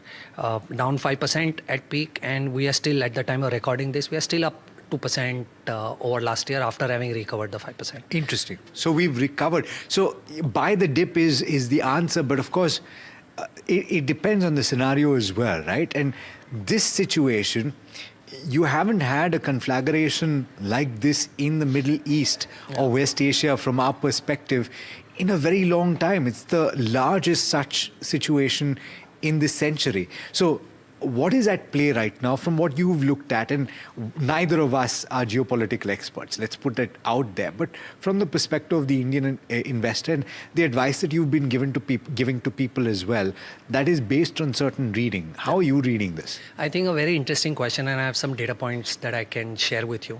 Look, the only problem that we see in this war is oil, right? Because the Strait of Hormuz and various other things at play, taking care of 20% of the seaborne oil that passes through that narrow canal. And crude we've already seen go up. At the time that you and I are recording, I think crude already is at 83.5, yeah. Right? But let's take a step back. In 2007-8, our GDP was roughly $1.16 trillion. Our oil import bill was close to $38 $68 billion. That is roughly 6% of our GDP. Today, in FY26, the estimates are that we'll close our GDP numbers at $4.2 trillion. And our import bill is $120 billion. That's 3%. So versus 2007-8, as of today, our import bill versus the GDP has drastically gone down. So the impact is not going to be very significant, point one. Let me give you a recent past example. If I take you back to Feb and March of 2022 specifically, crude went up from 77 to 139, which if I'm not wrong was a 14-year high for crude at that point in time. Nifty corrected close to 5% that time. So the point that I'm trying to make is, yes, crude is a big impact on India. And the assumption is that if crude prices go up, stay up, it'll increase inflation, and hence you might not be able to do a lot on the macro factors. But if you look at today, our WPI is close to zero. So even if inflation goes up, it's not really a very big challenge. 1.25% rate cut has already happened the last year. And I don't see a reason why immediately rates will start going up, even if crude stays where it is at an elevated level.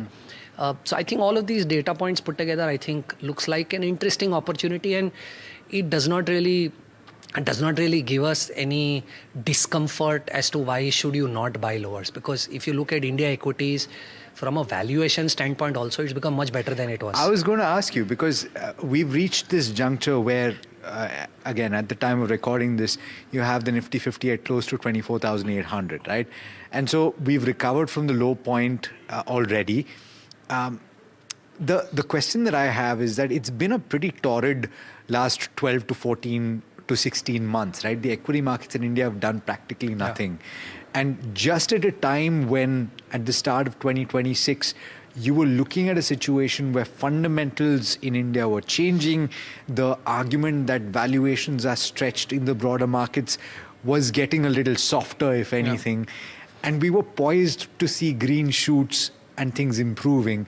At that time, this thing has come about. So it's not been very long since the conflict started. So therefore, would you say that the argument to double down on India has gotten louder? I'll give you a slightly longer answer. Yes, please. So what has happened over the last 18 months, to be very specific? You saw the global markets go up. India didn't do anything, right? Point one is for us to understand, why did India not do well? India did not do well is because valuations were pretty high. And we'll have to accept that fact that the valuation was high. It is true. And it was cheaper globally, which is why FII sold and took monies away. And this is because of post-COVID, whatever we did. Absolutely right. Also at the same time, we've actually not have had a negative year since 2015. So look at it in context that each year since 2016, you've been giving positive returns. So if at the end of the 10th or the 11th year also, you've actually not drawn a -10 or a -12, in itself is a big win, right? That's one. But comparatively, where we were 18 months back versus where we are today, our 10-year premium to EM markets has become zero now. We are exactly where we would have otherwise been if there was no premium versus the EM market. Explain this. So some people will listen to this and they'll be like, yeah, that's cool. But explain why this is significant. So again, last 18 months data. Nifty is down 5%. You see the PE at Nifty down 10% from the high, and EPS is up 6%. So now this is the Nifty equation, which means that while over the last 18 months your stock market did not do well, it fell 5%. Yeah. So, but just to drive home that point, I want to make sure that everybody understands what this means, right? So while what you're saying is that the price to earnings ratio is down 10% from the peak, at the same time, the earnings per share, which is a part of that price to earnings calculation, has gone up. So a price to earnings multiple can go down for two reasons. Either you will have a situation where prices go down, or you have a situation where earnings goes up significantly. Both of those things have happened. Absolutely. Not just the Nifty 50. I think Edelweiss MF shared a very interesting data point for mid and small as well. In mid caps have fallen 4%, but the price earnings, PE is down 30%. and EPS is up 35%. Right? Mad. Look at small caps, down 15%, PE is down 25%, EPS is up 10%. So now we are in a situation where we are saying for the last 15-18 months we've time corrected. Our valuations versus EM have lost our premium for the last 10 years. I mean, we always traded at a premium to the emerging markets, but now because emerging markets have done so well and India has not done so well, that premium has vanished from a 10-year average perspective. I see no reason why you shouldn't or you wouldn't want to double down, right? Because the war data that we discussed, the oil data that we discussed, the valuations that we are discussing, I think all of that is panning towards making sure that if you have 3-4 years, 5 years of investment horizon, of course, be okay with volatility given the situation that we are in, and depends on where what is Trump doing every second day. But I think it's a great entry point given where we stand from an India standpoint for sure. Okay, so let me ask you this question, right? And we'll come to what a new investor should do as well. Looking at the screens right now, there'll be a little bit of maybe opportunism. There'll be also on the other side a little bit of trepidation to say that, oh, markets are so volatile, what do I do? So over the last several months, I've been looking at updates on social media where a lot of people are exhorting Indian investors to look overseas and to say diversify, diversify, diversify. And I have constantly felt that while it is a good idea to diversify, some of those calls might have been a little too aggressive. The reason why I'm thinking about this is that you've had a situation where you've been curtailed on account of the RBI as well as the SEBI. Yeah. You can't invest through mutual funds. You would have had to go through LRS, or the Liberalized Remittance Scheme. And you've seen a lot of these markets go up very, very substantially. Kirtan, you pointed that out. And just over the last week and a half, you've seen the Kospi in South Korea crash through the floor, trading halted, and the next day up 12%. So there is considerable volatility in these markets as well. If you're looking at incremental allocation from this point, would you be more cautious on international as compared to India? See, I think a theory answer is for you to have 15-20% of your allocation globally. That's it.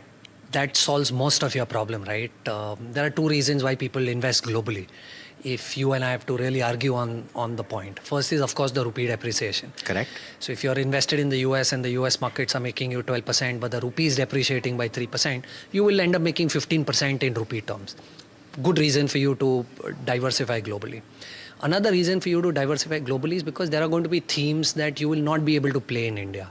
Like say, for example, we still have a very nascent EV market, AI market, right? And we've seen how probably, because you named Kospi, right? Sure. It went up 100%. Yeah. And largely has happened because 40% of the index is by two stocks. Samsung is one of them. Yeah. What is the other one? I can't remember. Is HK... Sure.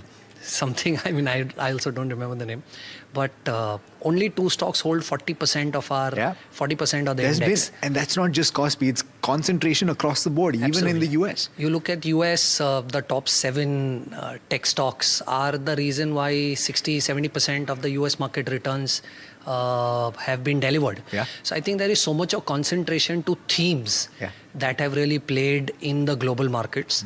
That is enticing a lot of people, but it is very largely like FOMO, right? It's classic recency bias. Exactly. You look at gold and silver, and now if you look at the gold and silver rally and you want to invest, probably I'm assuming the story would have already played out, right?